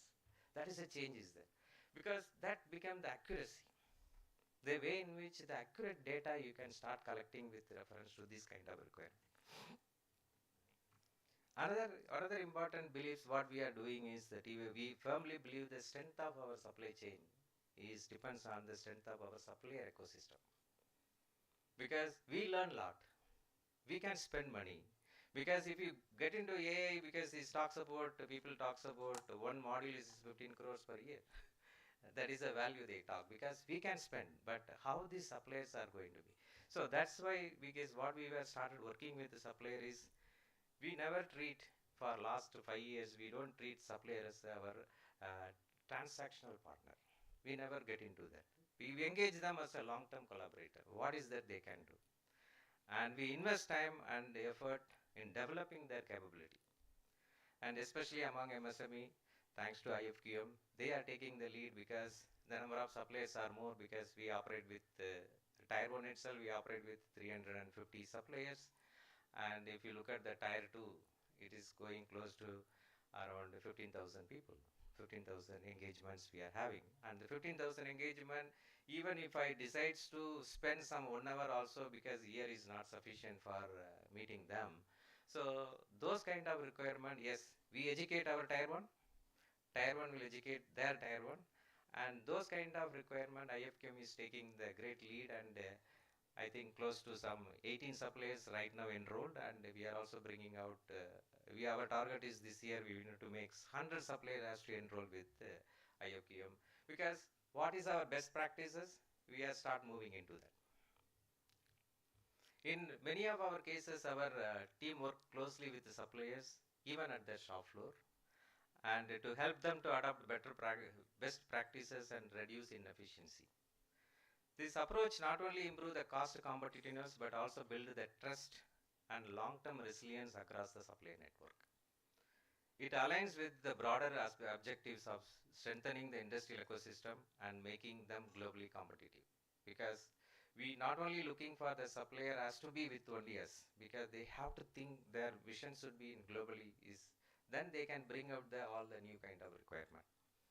Another important dimension for transformation is the move towards intelligent and digitally enabled supply chain. This is what Mr. Jitendra also explaining. All this point is explaining because I only confine myself with what we are doing with the TVS Motor. In today's environment, decision can no longer based on the purely experience and intuition. They must be supported by data and real-time insights. At TVS Motor, we are working with digital capability across the procurement and supply chain functions. See, for example, I can say out of 360 suppliers, what is their future today? I can say that, because we evaluate with 21 parameters of them. Because generally people talks about, okay, what is the delivery performance, what is their quality performance, what is their cost performance, they'll talk. We don't restrict ourselves with that. Then what we'll say is, what is that extensive in which they are internally they are having the capability, and what is their successor plan. Because most of the MSME that children's, they don't want to continue the business, and we'll try to capture those things. And what is their financial strength, which are all the things they are investing, what areas they are investing, what is their interest of their children's. All these things we will have a data inside, and we can decide Every year we'll run through that and we'll understand who are all the suppliers is continue to be with us, and these are all the suppliers that require some kind of input, whether to continue in this direction or these suppliers are not going to be with us. So like that we are able to decide only with the data, because the decisions are ours, but data will provide you these suppliers are in green, these suppliers are orange, this supplier is in red category. That's the way. These all things are only purely on the data. The data will connect to the what is the result for the your business risk. That is the way we linked. So that gives the one of the biggest advantage for people to decide the decision making. And also we are moving towards integrated system with to provide the visibility across the supplier, plant and logistics network. For that's what I was saying. Today if I wanted to make certain product, I know very clearly, because any motorcycles contains close to 700 parts, and we buy all the 700 parts, close to 450 assemblies from different suppliers. Because all the 450 assembly, every day morning it should be there in our place. How we can visualize all those things? It is for only one motorcycle. Our procurement numbers are, part numbers are close to 26,000. Every day we take 26,000 parts, and to the tune of every day we work for close to 23,000 vehicles we are making. 23,000 vehicles contain 26,000 of parts, and the different location, different sequence, and accordingly supplier has to supply. All these things is practically impossible when we started using the 15 years old data, manual entry and checking with them, all these things. Nowadays we will be very clear what is the part is available, because yes, ERP system itself will give, but there is some error. If somebody is not posting the things, it won't give the actual data. Now today we will be in position to understand what is the part is available at supplier. Sitting in my laptop, I can open and see in their end what is the number. Not only on the spreadsheet, we can see as a video also, because we fix the camera in their finished goods stores and we understand whether the really parts are there or not. So because supplier tend to say they will enter the wrong data to escape, but we are able to see that those kind of suppliers will do the mistake, then we'll switch on the camera, we'll understand whether the really parts are available. So that is a level of integration we are able to bring it out, and those kind of things is definitely is helpful for the proactive thinking, because rightly you pointed out that this kind of the decision making is helping us predictive and proactive planning. And instead of responding the problem after they occur, we are increasingly able to anticipate the risk in advance to mitigate them effectively. And the one key learning from journey has been digitalization is not creating the more dashboard. It is about improving the speed and the quality of decision making. That is the one thing, because it took almost 3 years for us to understand the digital and the AI is going to give the benefit for that. As a face of it, if you are not going to use it in properly, it is not going to give any solution. So you need to get into the detail and understand what is the results you needed, because dashboard can be easily created, because it will come, what is that you will do with the dashboards, and we need to take some decisions. So we need to be very clear on the purpose in which what for we are doing in that. That connect is very important. For that, really the experience is required, and the people are able to visualize the entire process. It is not only the procurement. Procurement is easy, we can do, but we need to understand what is going to happen in shop floor, which vehicle we are going to make, what is the sequence we are going to make, what is the customer demand. Because we used to take earlier in boardroom, we used to argue with our people, business planning. We say, sir, you are not giving sufficient time for creating the capacity. This is what the talk earlier. Then they told us, are you able to see the warehouse movement? Because it is available in our system. So you have to understand which variant is going from the warehouse, from our side, which product they are making, because you are only buying. You know which product is selling very faster rate, then you start thinking about you and you create the capacity at your supplier. So there is no, earlier used to say what is going to be next year plan, it comes. That is on month of January. Then we'll start working, and by around July, August we will be ready. But it is not so today. It is all available in the system. Which product, which color, which variant is moving faster. Then what is the capacity is available. Then we need to predict ourselves, we need to increase the capacity. Because this is a system we are doing it right now. We are trying to link with AI. And with that, we'll start providing the report every month. Which product you have to increase the number. Which product you need to bring down. Which variant you need to bring it up. These are all the things are coming out. For example, if you look at TVS motor product, most of the things in the cluster, no, everything we are converting into digital now. Because earlier it is used to be requirement on manual, and now it is converted into digital. When it is coming into the digital, because this particular thing, we understand the faster rate it is going to grow. Then we were thinking, and if you start putting into the risk, because the display is there, no? Nobody is there in India for making the display. Still today. Because all the, you are seeing this TV screen, and what you are seeing in our thing and what you are seeing in your car, nothing is made in India. That screen is coming from completely from China. Why? Because any production site for that particular digital screen, it required 9,000 to 10,000 crores of investment, which nobody in Indian industry is ready to do. And now everybody is coming out. And this is the situation today, because now the customer is more looking for such kind of requirement, what we have to do. So we started talking with our suppliers, why don't you tie up with these people and get the technology here? Because we should be future ready for these kind of systems, and everything is coming only through. There is a trigger will come, you are importing this much of material every year. So this requirement for next 2 years forecast is going to be like this. So you can start working. So there is advantage. These kind of inputs can be taken into the kind of digital solution what we are getting into. See, innovation is another crucial area that will define the future of supply chain. This, in today interconnected world, innovation cannot happen silos. It requires collaboration across the ecosystem. The means working closely with the supplier, engaging with the startup, and partnering with the academic institutions.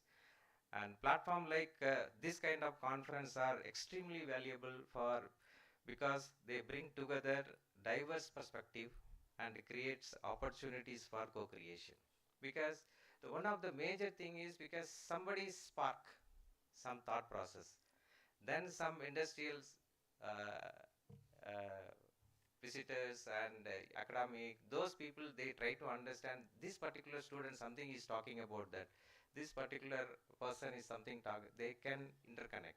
So these kind of things is more and more is required for going forward. At TVS Motor, we see the supply network is not just the source of component, but source of idea and innovation. Because we started recently, we started bringing it out. If somebody is coming out with a new innovative product which is going to be required for TVS Motor, we encourage them actually. Because today's this one side is a war is a problem, another side is all of you are aware about that the migrant worker is a problem, because you might be having some issues, the restaurant is not having the server, and there was an issue, because when all these north people, they started getting the more salaries in northern side, because you don't get the people here. Because if you look at especially in Tamil Nadu, Karnataka and Andhra, the locals, they don't want to work for such work. So as a result, because everywhere you can see Hindi speaking people, they will be standing and serving the things, and it is going to be problem future, because they are not going to come back here, because now West Bengal is improving, UP is improved already, Bihar is taken over by BJP, and Orissa is improving. For all the northeast, the migrant workforce, they are not going to come over here. And our people sitting here, they are not going to work. Basically, if you look at that, most of the cases, most of the family, we may end up with one child or two child maximum. North side is not so. Not still you can get 4 or 5 child, because if one person is comes out and works is fine for them.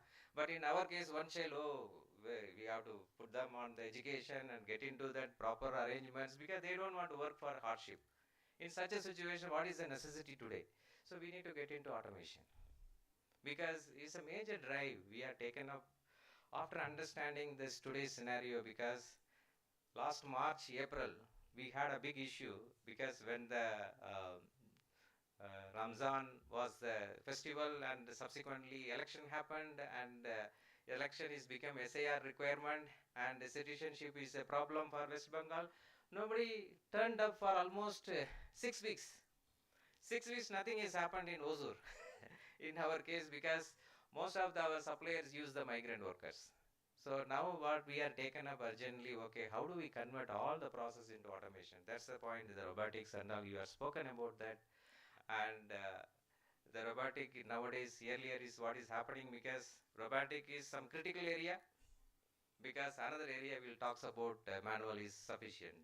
This is what the earlier thought. Now today thought is not that. If you putting the parts, it has to come out robotic completely, because we don't want to do. That is the expectation today for the industry.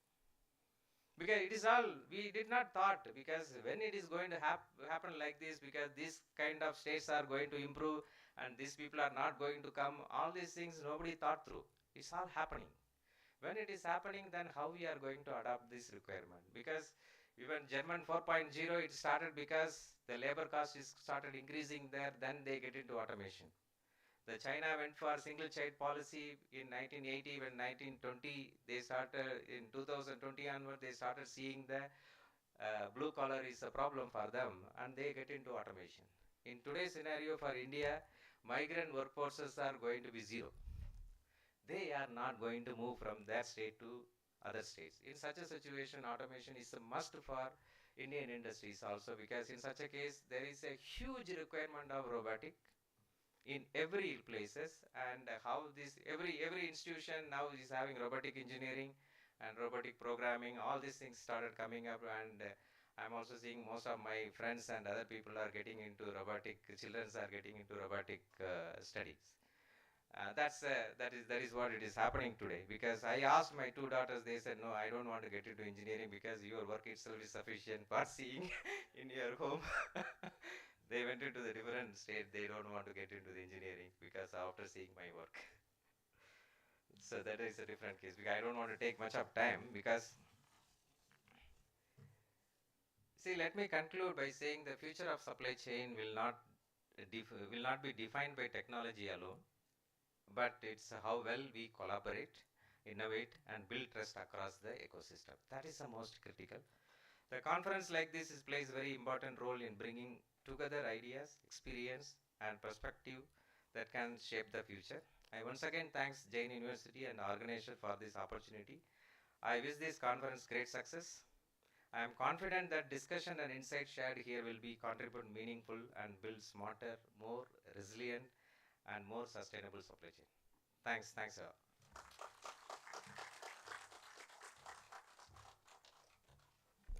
Thank you, sir, for your motivating words. Now, I request our Vice Chancellor to present the memento as a token of gratitude.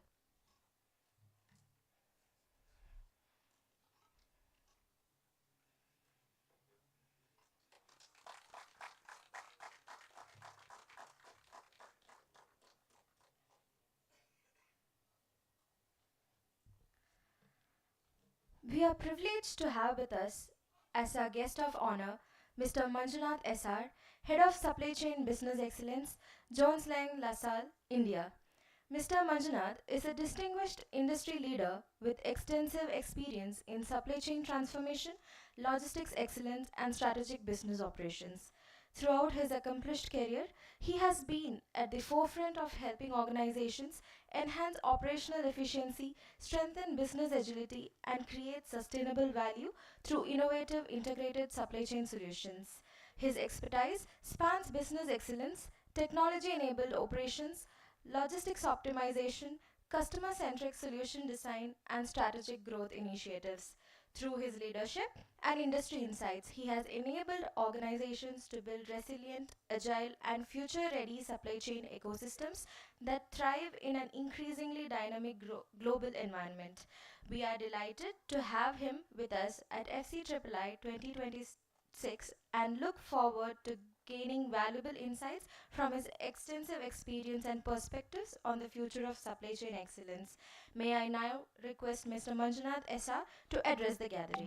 Ladies and gentlemen, please join me in extending a warm welcome to our guest of honor, Mr. Manjunath SR.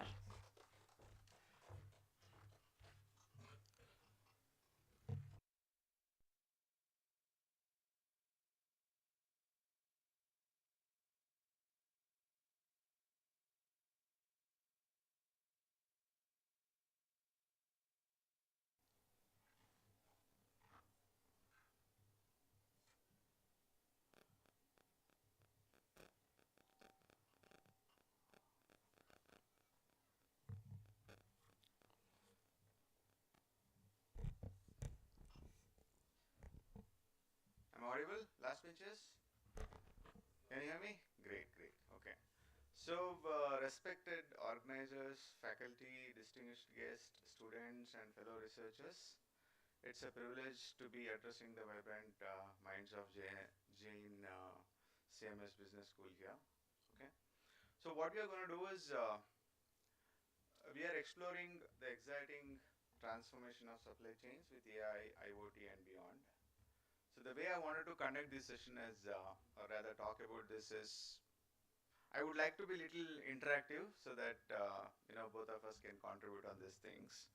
And I will maybe I request your 15-20 minutes of your time, attention towards this, and also what we are going to do this. I'll give some time, maybe last. Is it better? Yeah, maybe last 5-10 minutes for a Q&A so that we will be able to interact more. Okay. Let me start with asking one question. So how many of you have a QuickCom app in your cell phones? All of you? Interesting. And tell me, let's assume so somebody asks you to order some grocery at your home, which you need in less than 10 minutes. Which app do you use? Amazon now? Okay. Blinkit? Instamart? Okay. All of them? I'm, whichever deal. How do you know? Like, you decide based on the less than 10 minutes, right? That's what I'm asking. So use all of them. All of them delivers within 10 minutes. Okay, perfect. Not always. Okay. And how about when somebody asks you to order something which you need to order, and that is the value of the order is more than $1,000. So which app do you use? Because you get 100 rupees, 50 rupees cashback. Okay, interesting. Yeah. So now let's draw some insight from this thought process. So how are we processing this? You have 10 minutes, $1,000. Now you decide on what? You decide on the previous data that you have, right? And the experience that you have, and the results that you got it in the previous instances, right? That's what we are talking about. So with this thought process, when we are talking about the supply chain and IoT, AI, so what we are doing is basically talking about these instances. So let us assume, okay, let's put our thoughts again, stating how do I automate this in future. So if somebody tells me to order within 10 minutes, I'll go and order in Amazon or maybe Zepto. If somebody tells me to order within 500 rupees to 1000 rupees, I'll use maybe something else. If it is more than 1000 rupees, I'll go to Amazon, right? So how do I process this? Can I put this application around on this? Doable?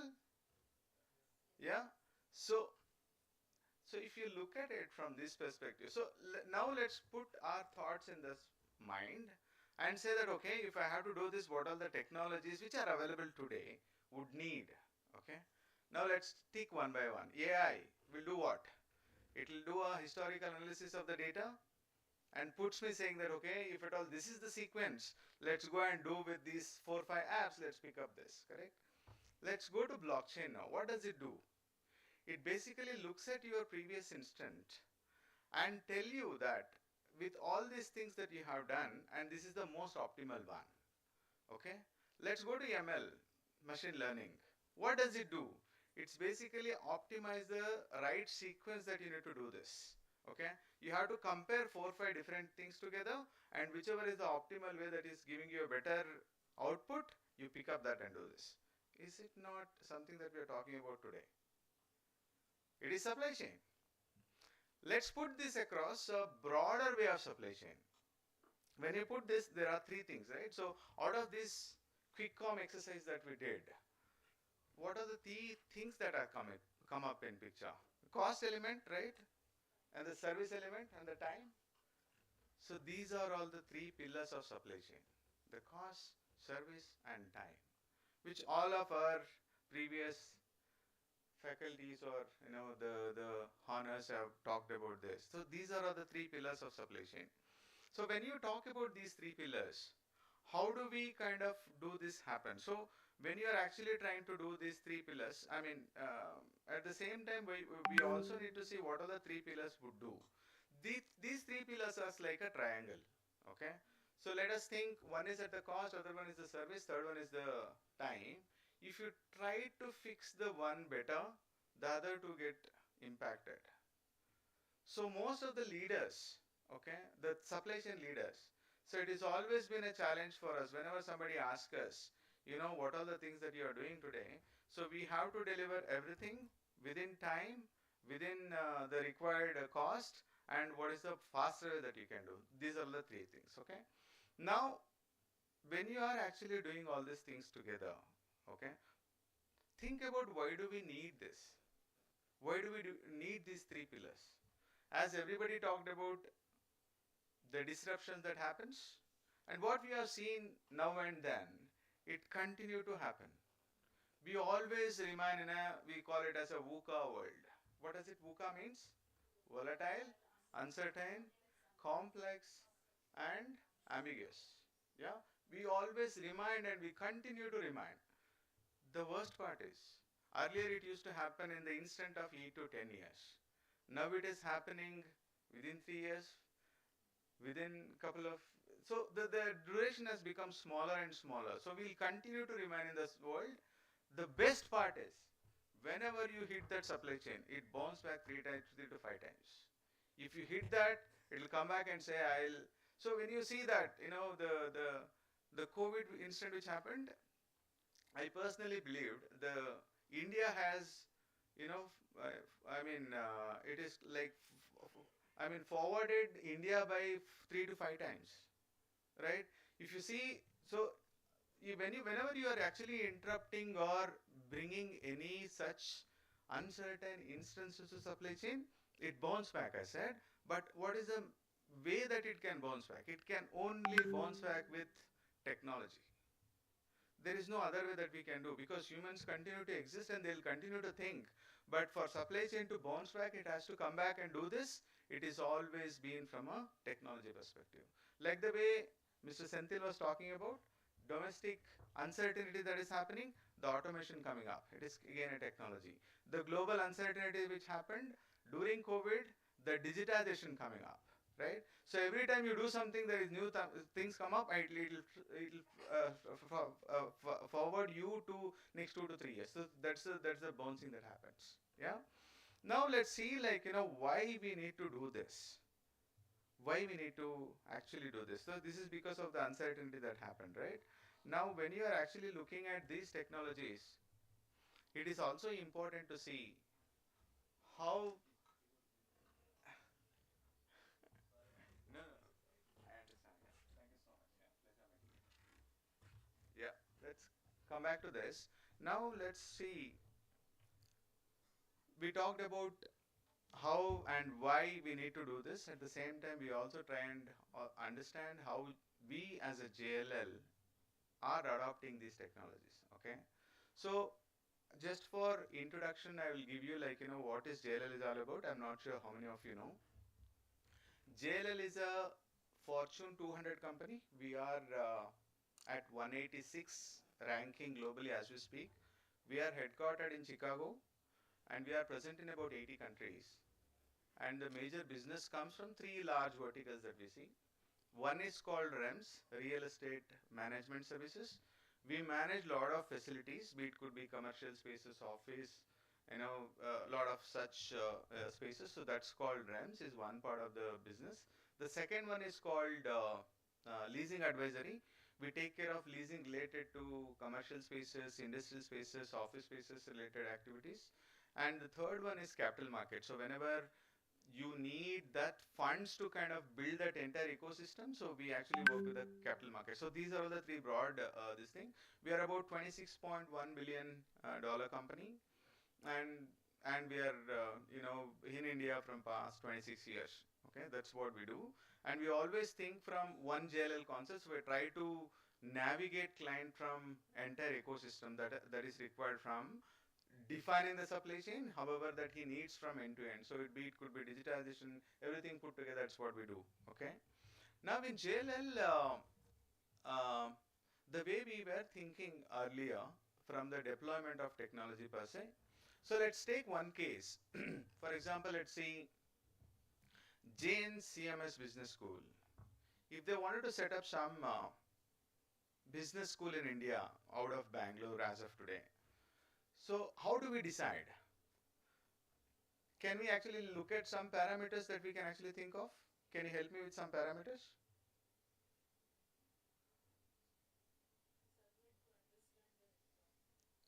Survey to understand the. Okay. And what else?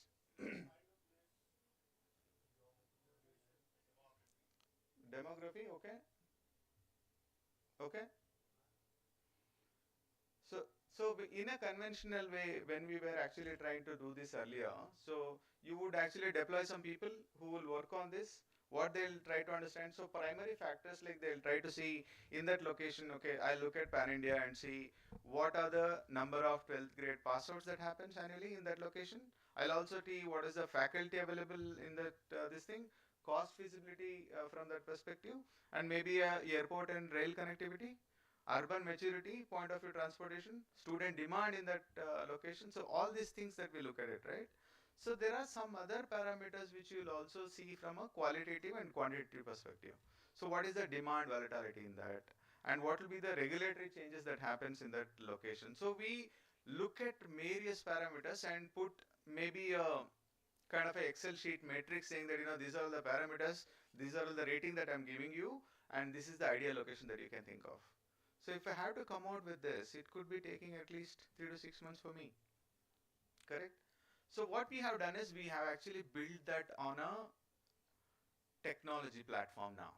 So if you ask JLL today, you tell me where I should have this alternative location, it will give you in a minutes and tell you everything that is required. The best part is you can actually top up on top of it also, saying that, okay, if I have to put some other parameters of this sort, this will also include everything and give you the right results.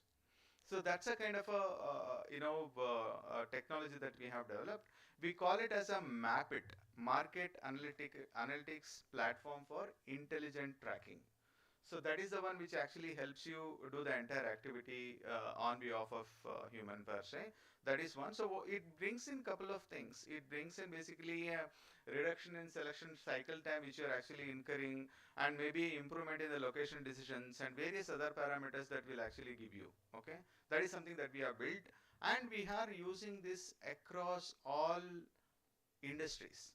When I say industry sectors, it could be school, colleges, it could be industrial spaces for warehousing, manufacturing, it could be for residential, it could be for commercial spaces, anything for that matter, anything under the umbrella of real estate, we take care of this and advise this. Okay, that's what we have done.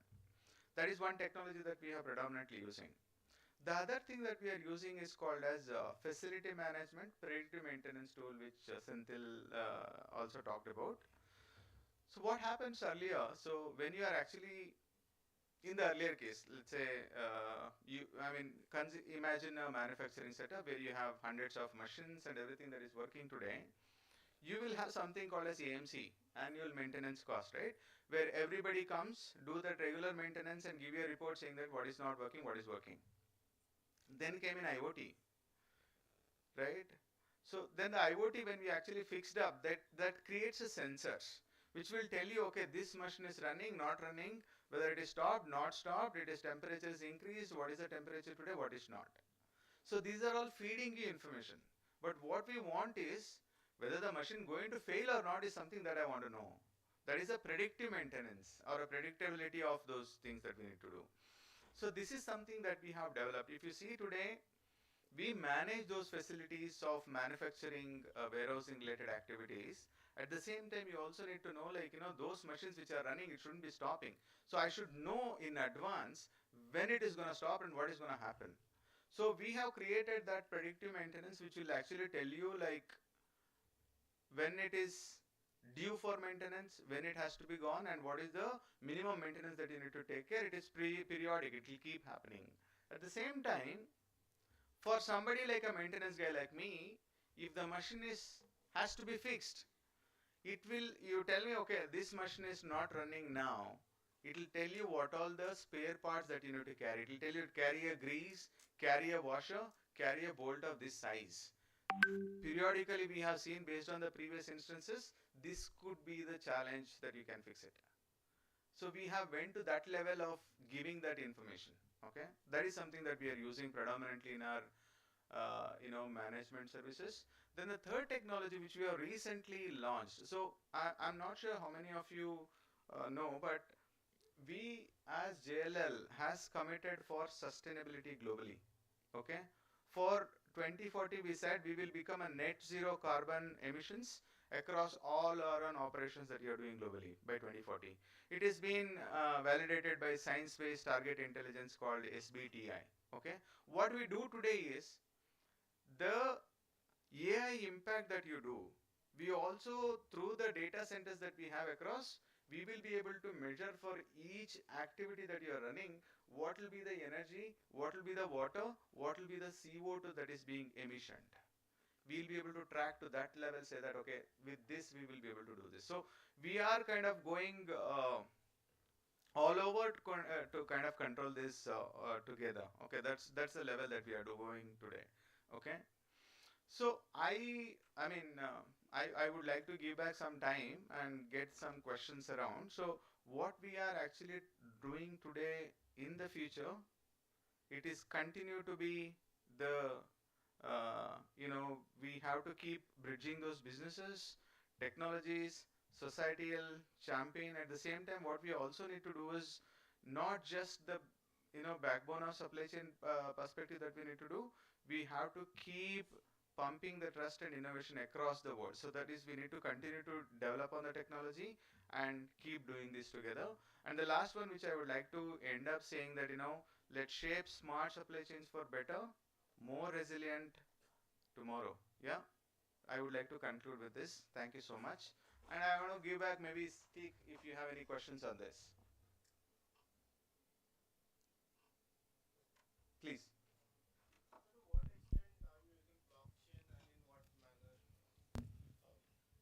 Hi. I'm fellow now then, or now they pass out. Oh, thank you. Good to know. I wanted to know to what extent are you using blockchain, and how do you see blockchain? How do you use blockchain in your company? That's what. Yeah, good question. See, we broadly touched on three things, right? One is IoT, AI, and the blockchain side. However, ML, these things are there. So what happens in most of our transactions that we do at a transactional level, wherever we wanted to see, in most of the cases, what happens is, whenever we do a lot of procurement related activities for our maintenance that we do for facilities, we wanted to see where the generation of those supply happened, from which supplier it has come in, and it has come to a central DC and it has distributed to multiple locations. And at the same time, I also want to see whether are we buying from one supplier or are we buying from 10 different suppliers? Are we going at a regional level, or do we have someone who can be a plan B for me? Okay, and these intelligence has to be built on a transactional way, and it has to be on top of it. We need to analyze it whether it is happening in those lines. So it is mainly from a transactional point of view where we are using those blockchain related activities. Yeah. questions? If not, thank you so much for your time and thanks for listening and pleasure to have you here. Thank you.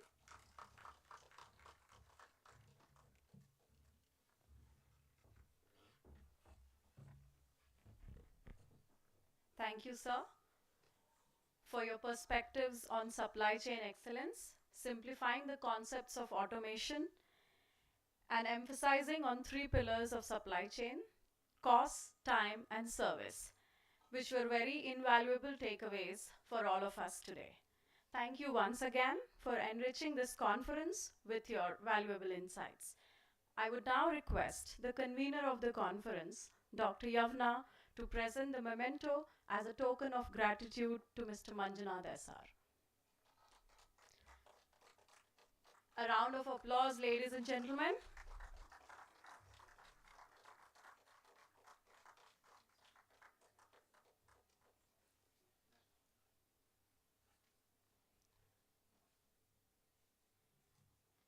It's now time for the keynote address.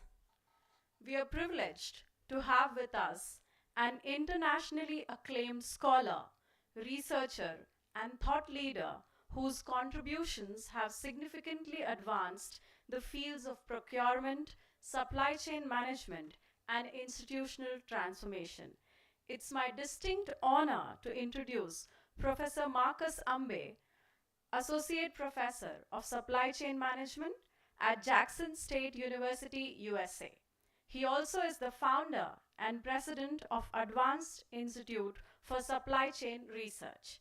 With more than 2 decades of experience spanning academia, research, governance, and professional practice, Professor Ambe has established himself as leading voice in supply chain transformation, procurement, governance, supply development, and sustainable value chain creation. His work has influenced academic institutions, public sector organizations, industry stakeholders, and policymakers across Africa and beyond. Through his leadership of AISCR, he has fostered research excellence, executive education, and global collaboration among scholars and practitioners. His distinguished career reflects a deep commitment of advancing supply chain management as a catalyst for innovation, economic development, and organizational excellence. Please join me in extending a warm welcome to Professor Marcus Ambe as he delivers the keynote address.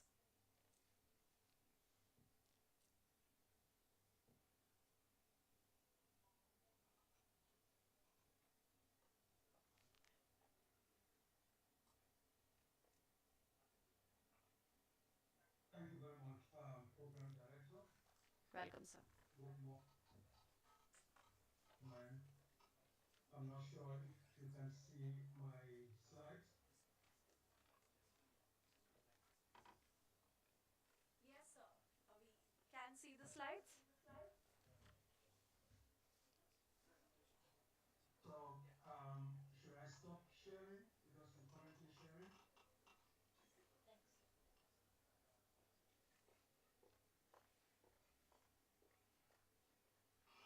Program Director, should I proceed? Yes, sir, please. Yes, you're currently sharing. That's why I can share. You are sharing the screen? Thank you very much, distinguished ladies and gentlemen, Vice Chancellors, respected conference organizers, honored guests, faculty members, industry leaders, researchers, students, delegates, ladies and gentlemen. Thank you very much for the opportunity afforded me to deliver this keynote address. You know, this conference comes at a time when it's very, very relevant when we're dealing with issues around vulnerability, digitalizations, and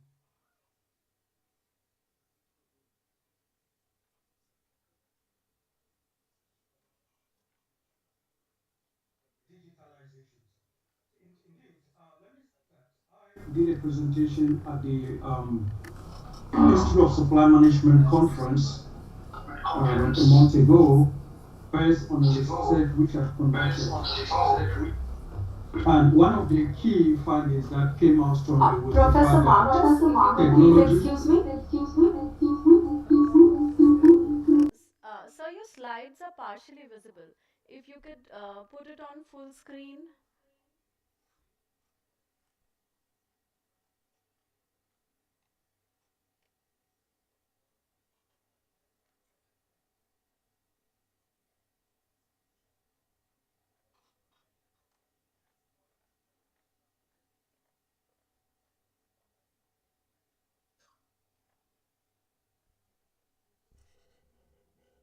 Can I proceed? Sir, your slides are partially visible. Yeah, so I need to stop. Can you see Uh, my s- slides? Sir, yes, we can, but only 50% of it. Yes, sir, now we can see completely. Thank you. Okay. All right. Okay. Thank you very much. So, um, I was explaining the current dynamics in our world today, which is challenged by vulnerability. And digitalizations, we have faced a lot of structural issues. But I want to start simple. I think our previous speakers have all articulated to the fact that, supply chain management is the order of the day. I just want you to reflect on that in a simple part of our supply chain management processes as far as probably planning a wedding is concerned. You can have a perfect venue, the perfect menu, the perfect sitting arrangements, the perfect music, the perfect program booklet. But then one uncle arrives late, the caterer forgets one item, the weather changes, and the microphone refuses to cooperate. And suddenly, the entire system is being managed by one calm person with a phone, a notebook, and depending on the situation, a very serious player which actually emerges. That person in our context today, ladies and gentlemen, is not just managing logistics. That person is managing resilience. And in many organizations today, supply chain leaders have become that person. They have become that person. They expected to manage costs. They expected to, sorry. They are expected to manage costs. They are expected to be able to manage speed, suppliers, regulations, sustainability, technology, cyber risk, customer expectations, and sometimes even miracles. So when we talk about the future of supply chain intelligence, innovation, and integration, we are not just talking about abstract concepts. We are speaking about the ability of institutions to remain calm, coordinated, capable when the plan changes. And there's one thing supply chain leaders know very well. It is this: the plan always changes. Today, my discussion focuses on what I term from efficiency to resilience, reframing supply chain leadership for an era of structural volatility and digitalization. The future will not belong simply to the most efficient supply chains anymore. It belongs to the most intelligent, integrated, digital, resilient, and trusted supply chains. Now, in the course of this presentation, I'm going to give you a perspective, in terms of an overview, give you a problem contextualization, and as a scholar, practitioner, I want to be able to draw inspiration from a study that the Advanced Institute for Supply Chain Research conducted on Global Supply Chain Outlook 2026. I'm going to share the findings, what supply chains look like in the era of vulnerability and technology. And one of the key things that I would like to draw your attention is the fact that we need to ask ourselves deeply as we reflect on the theme of this conference, what kind of leadership, governance, technology, institutional designs are required when disruption is no longer occasional, but it is continuous. Supply chains, ladies and gentlemen, are no longer merely optimized operating networks today. They are institutional systems operating under continuous volatility. We have a major shift. The old assumption was that stability was the baseline. Efficiency was the goal. Disruption was temporary. The new reality is different.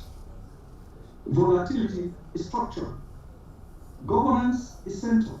Resilience must be designed. That means supply chain leaders of the future is not only defined as an operations manager. The future supply chain leader is a strategist, is a risk manager, is a technology integrator, is a governance actor, and is an institutional reformer. The leadership question which we ask ourselves is, it's no longer how do we reduce cost, inventory, and lead time. However, it is now today, how do we operate when disruption is continuous? And therefore, resilience is not a department, it is an institutional capability.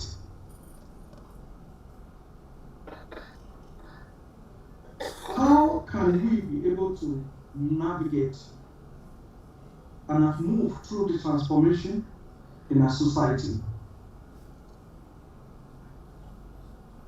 The old model, which we talked about, cost, speed, scale, efficiency, is no longer the case. But it is carried one hidden assumption which we face currently in our current dynamics, right? That the external environment was expected to remain stable. Efficiency was very, very critical. A supply chain can be lean and still fragile. It can be digital and still be vulnerable. It can be global and still be exposed. It can be compliant on paper and still be unprepared in practice. That is why the old model is no longer enough. We have a current dynamics in terms of changes that we find ourselves today. Today's supply chains face a different world. Geopolitical fragmentation is changing trade flows and sourcing decisions. Cyber exposure is rising as supply chains become digitally connected. In fact, in one of our conversations, we said organizations will have to devising means on training the employees on how to manage or adverse effects in terms of digitalization, artificial intelligence. As organizations are trying to employ, you find that there are also risks that are being involved. Interestingly, like I said, I did a recent study looking at US public institutions, the extent to which they have implemented or ready to implement artificial intelligence in their procurement systems. Interestingly, the findings came out that they are uneven and fragmented. In the federal agencies, there were higher level of adoptions. In different states in the US and local government contexts, they are far. Many of them were still at experiment. So the issue is not about technology. We have technology. The critical questions are institutions ready to implement these technologies to enhance their supply chain management systems. We talk about climate volatility, it's affecting infrastructure, ports, agriculture, commodities, logistics. Regulatory complexities increasing through sustainability, ESG reporting, due diligence, anti-corruption, data protections, and supplier fragility remains serious where organizations depend on single source or opaque networks. But the main problem, ladies and gentlemen, is not simple that these risks exist. The real problem is that these risks are now interact. A geopolitical event can create logistic disruptions. A logistic disruption can increase costs. A cyber incident through artificial intelligence can stop operations. A climate event can damage infrastructure. A regulatory failure can damage trust. Therefore, as we look towards this event, colleagues, intelligence, innovations, and interactions are no longer slogans. They are survival capabilities. And therefore, we ask a critical question. If disruption is no longer exceptional, how should institutions be designed to govern supply chains? So from my point of view, there is technology, and to what extent are organizations ready to implement technology? The private sector has advanced. In many private sector institutions, public sector are still facing a lot of challenges. Are organizations only aware of risks, or are they actually prepared to govern through it? What mechanisms have been put in place to be able to mitigate the risks of digitalization or technology implementation in various organizations?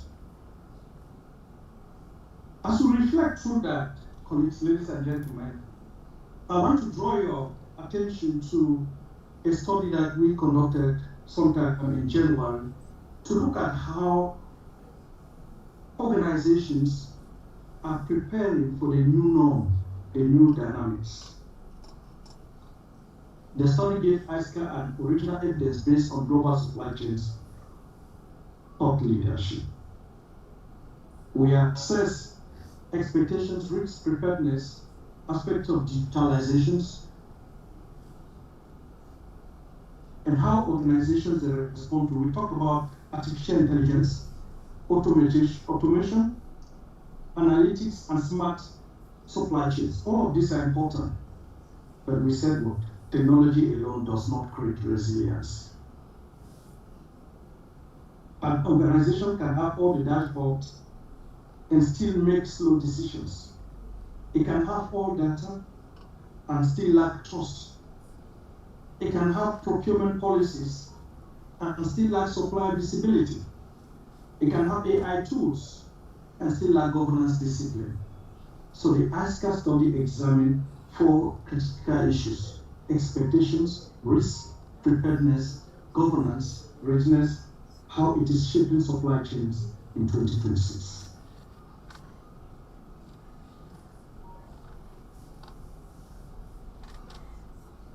To this research, we were able to get 252 valid responses.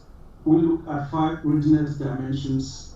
We created about 4 survey domains and 1 governance capability index.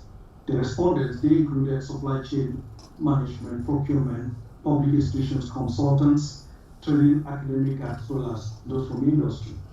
They gave their perspective on how supply chain management is being perceived. We were able to engage in a cross-sectional diagnostic survey. We measured it through a 5 scale response, and the analysis was done through descriptively, and we engaged also in governance capability index.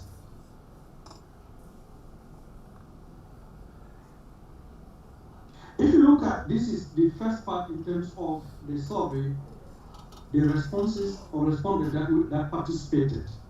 You see that public respondents actually formed the largest group with over 28.57. We also had a good representation from the private sector, which gave us about 24.6, and students and researchers, they constituted the minimum in terms. Now, I know we're speaking to you all there, but a large majority of our followers are from the African continent, and we had over 96.202%, which came in within the continents. So what I'm sharing you, probably, it given the context of what the continents, their perspective, and I believe largely so, from the global economy, from taking into consideration the findings for the research which I also just did in the US in terms of AI readiness in public procurement systems. What we found is the fact that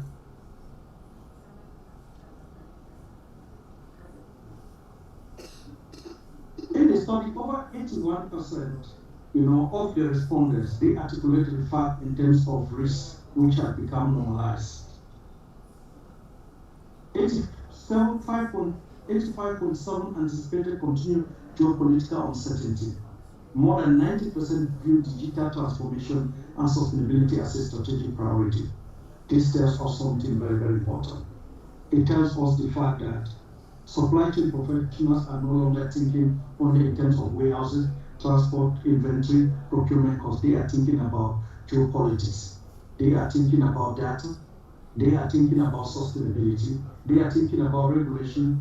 They are thinking about governance and institutional capacity, because it is very, very critical. In terms of looking at the landscape in terms of preparedness, we realized that over 38.5% of the respondents reported that their organizations are prepared. About 5.4% said they are only somewhat prepared, and fewer than 10% indicate that they have high confidence in readiness. This means that what? There's risk readiness gap. Organization recognizes the risk, but many are not yet deeply equipped to manage it. In terms of what we also find the fact that we saw an uneven, representation in terms of capabilities to be able to address uncertainty. And we saw strong areas in terms of people and policy. The weakest areas we saw in terms of systems and data. Workforce capabilities were the highest. Governance framework also performed relatively well, but issues of ethics and sustainability were at a moderate scale. We see that in a lot of cases they are committed professionals. I served as the chairperson of tender committee for many years at the University of South Africa. I organized many events. I've seen top professionals that I've led, and a lot of them know what they wanted to do. But the system, the institutions that they were working with, they needed to understand what they wanted to do. And as long as top management does not buy, with a lack of shared leadership, it becomes a challenge. So many professionals are advocating getting certifications, getting qualifications, but if there's no shared, if top leadership doesn't understand what supply chain management means to the organization, or the strategic importance of supply chain management in policy decision, then it becomes a challenge. What we find strongly is that the core gap in terms of governance integration. In terms of governance integration, we see high risks in terms of risk awareness, right? They are moderately prepared. I'll talk about the capabilities. We did a governance capability index with an index of 3.5. What it means is that the issue is not about institutional absence or total weakness. The issue is institutional fragmentations. Organizations have reached risk awareness maturity, but not governance integration maturity. Now, what can we deduce from it? We have more dashboards, we have more policies, more technologies have been purchased, more crisis meetings. All will not automatically create resilience. What is required is that we need an integrated governance linking procurement, risk compliance data, suppliers, and institutional decisions. Resilience is not an operational upgrade, it is an institutional achievement. And we were able to, based on the research, to develop what we call the ISTEP, practical framework for moving from an awareness to integration. And based on this, if you look at, we've been able to classify from digital infrastructure, data integration, analytics capabilities, decision intelligence, and strategic resilience. What are we saying here in terms of this? We are saying strongly the fact that organizations do not become resilient because they buy technology. You can still have the technology and face a lot of challenges. They become resilient when technology improves the quality, speed, and coordination of the decisions. And all what is left is to have a coordinated system in terms of institutional maturity and institutional support, shared vision.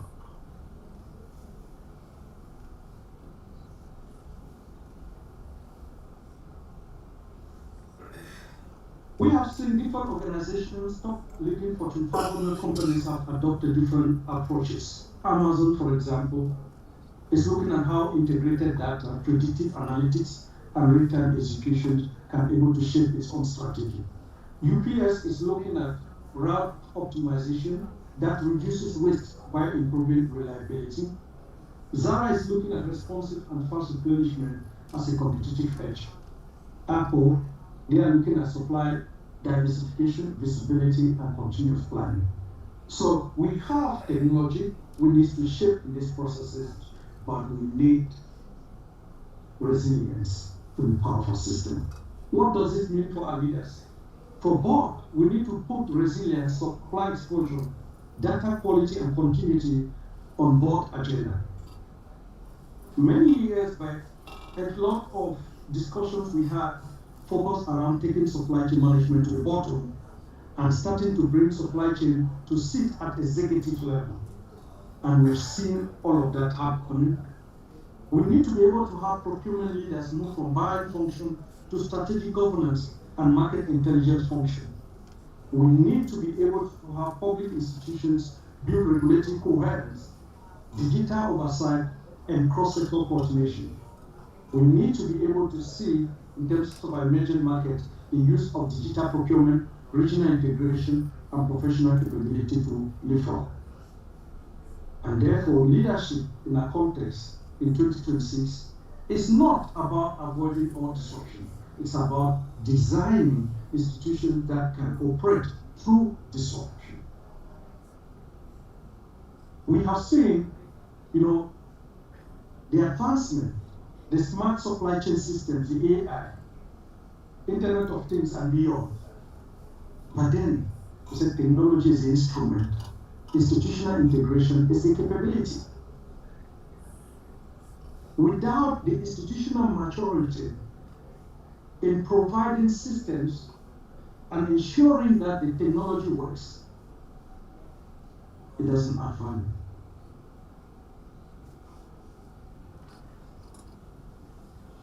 Now, what we need to take from here, we have bottom trust that we need to ask or probably take to our leaders. Can we see risks in in our supply chain systems? Can we decide quickly? Can we coordinate across functions? Can we act on trusted data? Can we protect digital systems? Can we recover without losing trust? If the answer is unclear, the institution is not yet resilient. It is only hopeful. What I'll leave you with, ladies and gentlemen, colleagues, is that the future will not belong to organizations with the lowest cost. It will belong to organizations that combine intelligence, resilience, adaptability, and trust to be able to build a good system supported by technology. It will belong to the best governed supply chains. Resilience is no longer defensive, it is a competitive advantage. On that note, thank you very much for the opportunity. I do appreciate it. Thank you.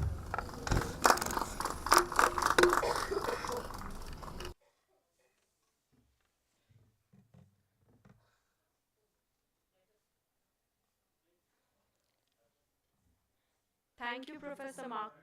Yeah, thank you so much, sir. Thank you, sir. Am I audible? Thank you, sir, for joining for this conference and your enriching keynote address with a global perspective on future ready supply chains. Thank you once again, sir.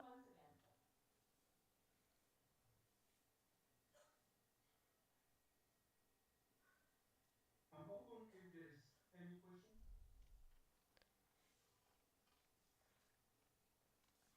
Thank you, sir, but as such, we do not have any questions from the audience. All right, thank you. Thank you, sir.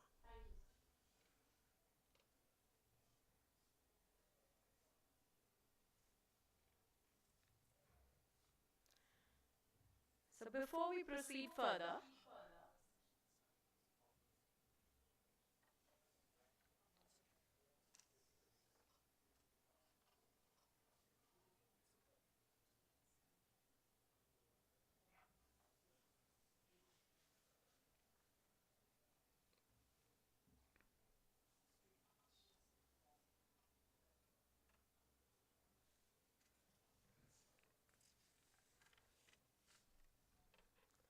so as we come to the fag end of the inaugural ceremony, we have an address which is very important to us. May I now request Mr. Sunil Kumar, Chief Manager, Canara Bank, to please come and share a few words with us.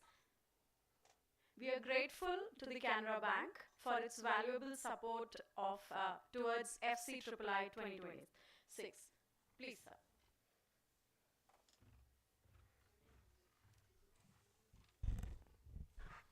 Good afternoon to all of you. Respected chief guest here on the dais and of the dais person.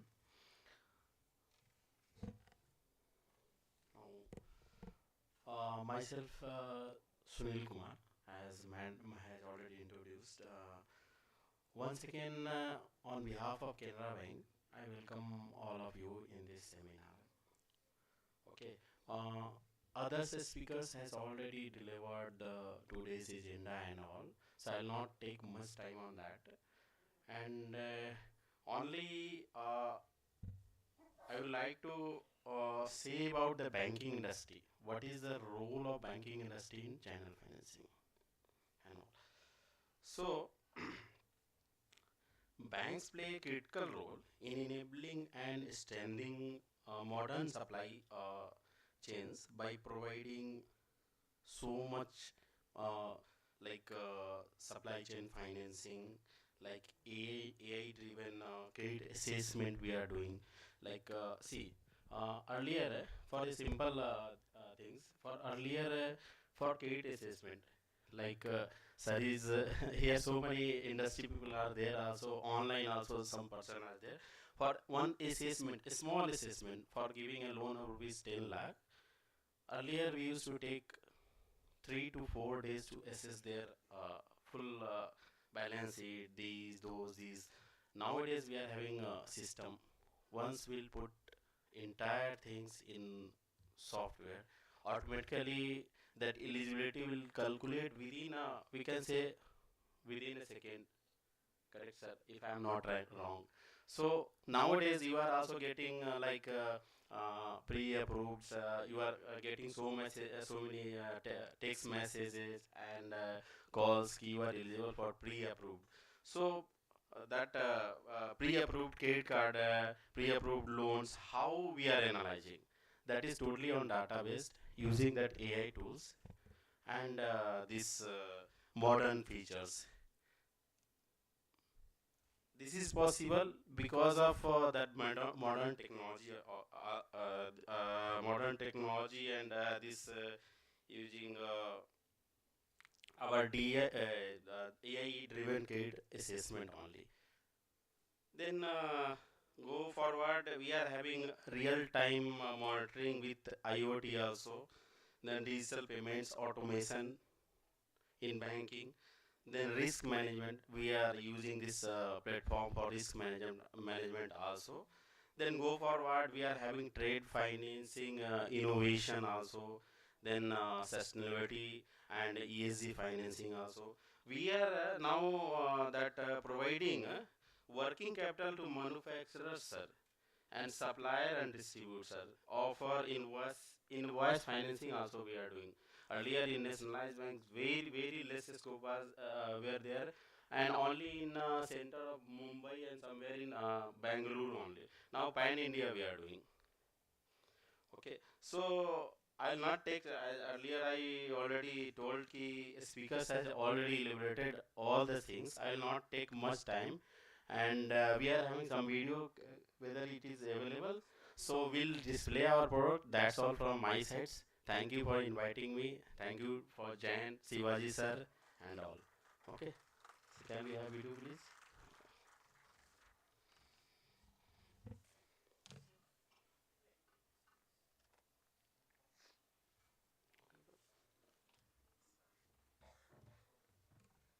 Thank you, sir, for bringing in the banking perspective to this conference. And also, we deeply appreciate your support and the contribution of Canara Bank towards this FCIII 2026. Thank you once again.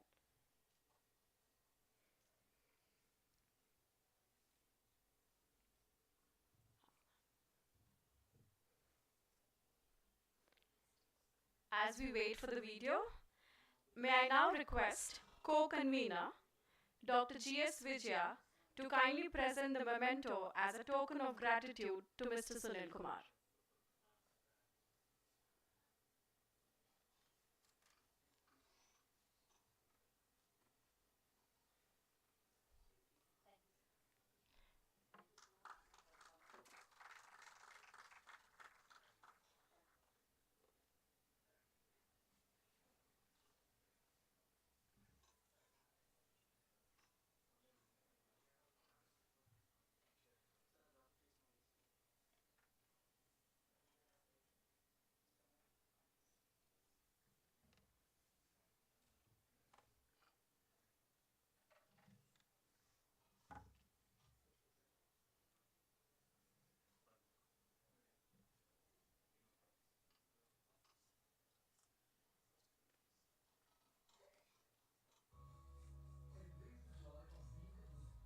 Spread smiles of confidence. Canada Age an exclusive savings account for aged 18 to 70 years. Away cancer care insurance up to 10 lakh rupees and personal accident insurance.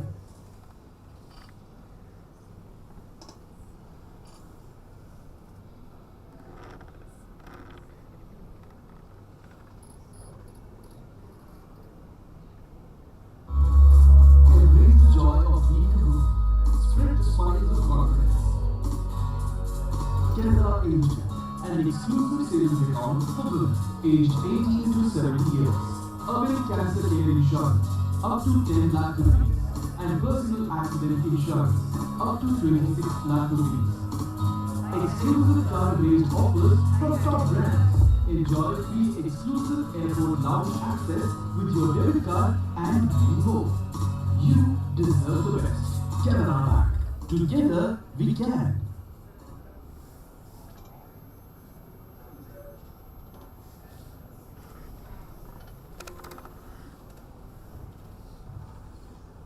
Thank you once again, sir. As we come to the conclusion of the inaugural ceremony, I now invite Dr. Vinod Kumar V, co-convener of FCIII-2026, professor at Decision Science, Faculty of Management Studies, JNT University, to kindly deliver the vote of thanks.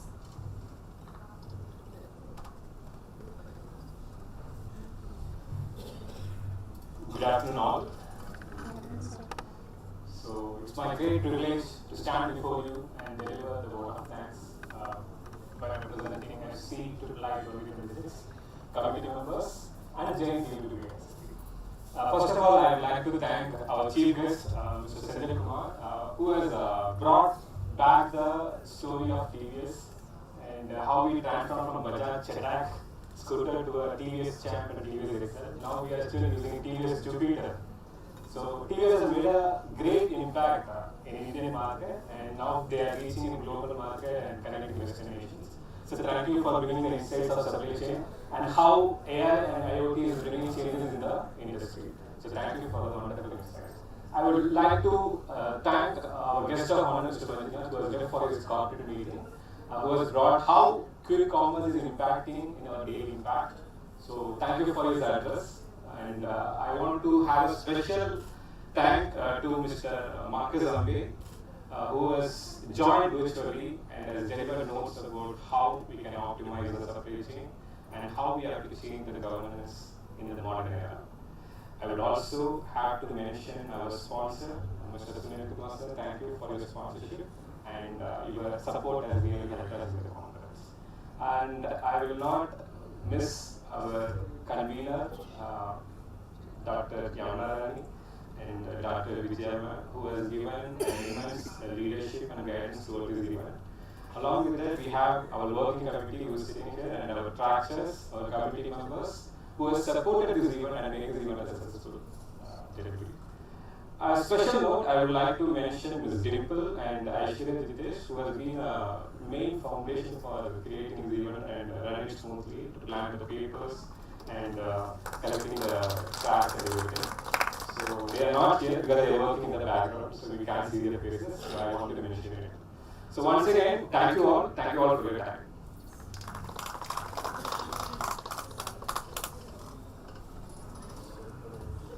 Thank you, sir. I'll not take more than 60 seconds. I just have a few announcements to make. So now we'll have a break for tea. Before that, we will have a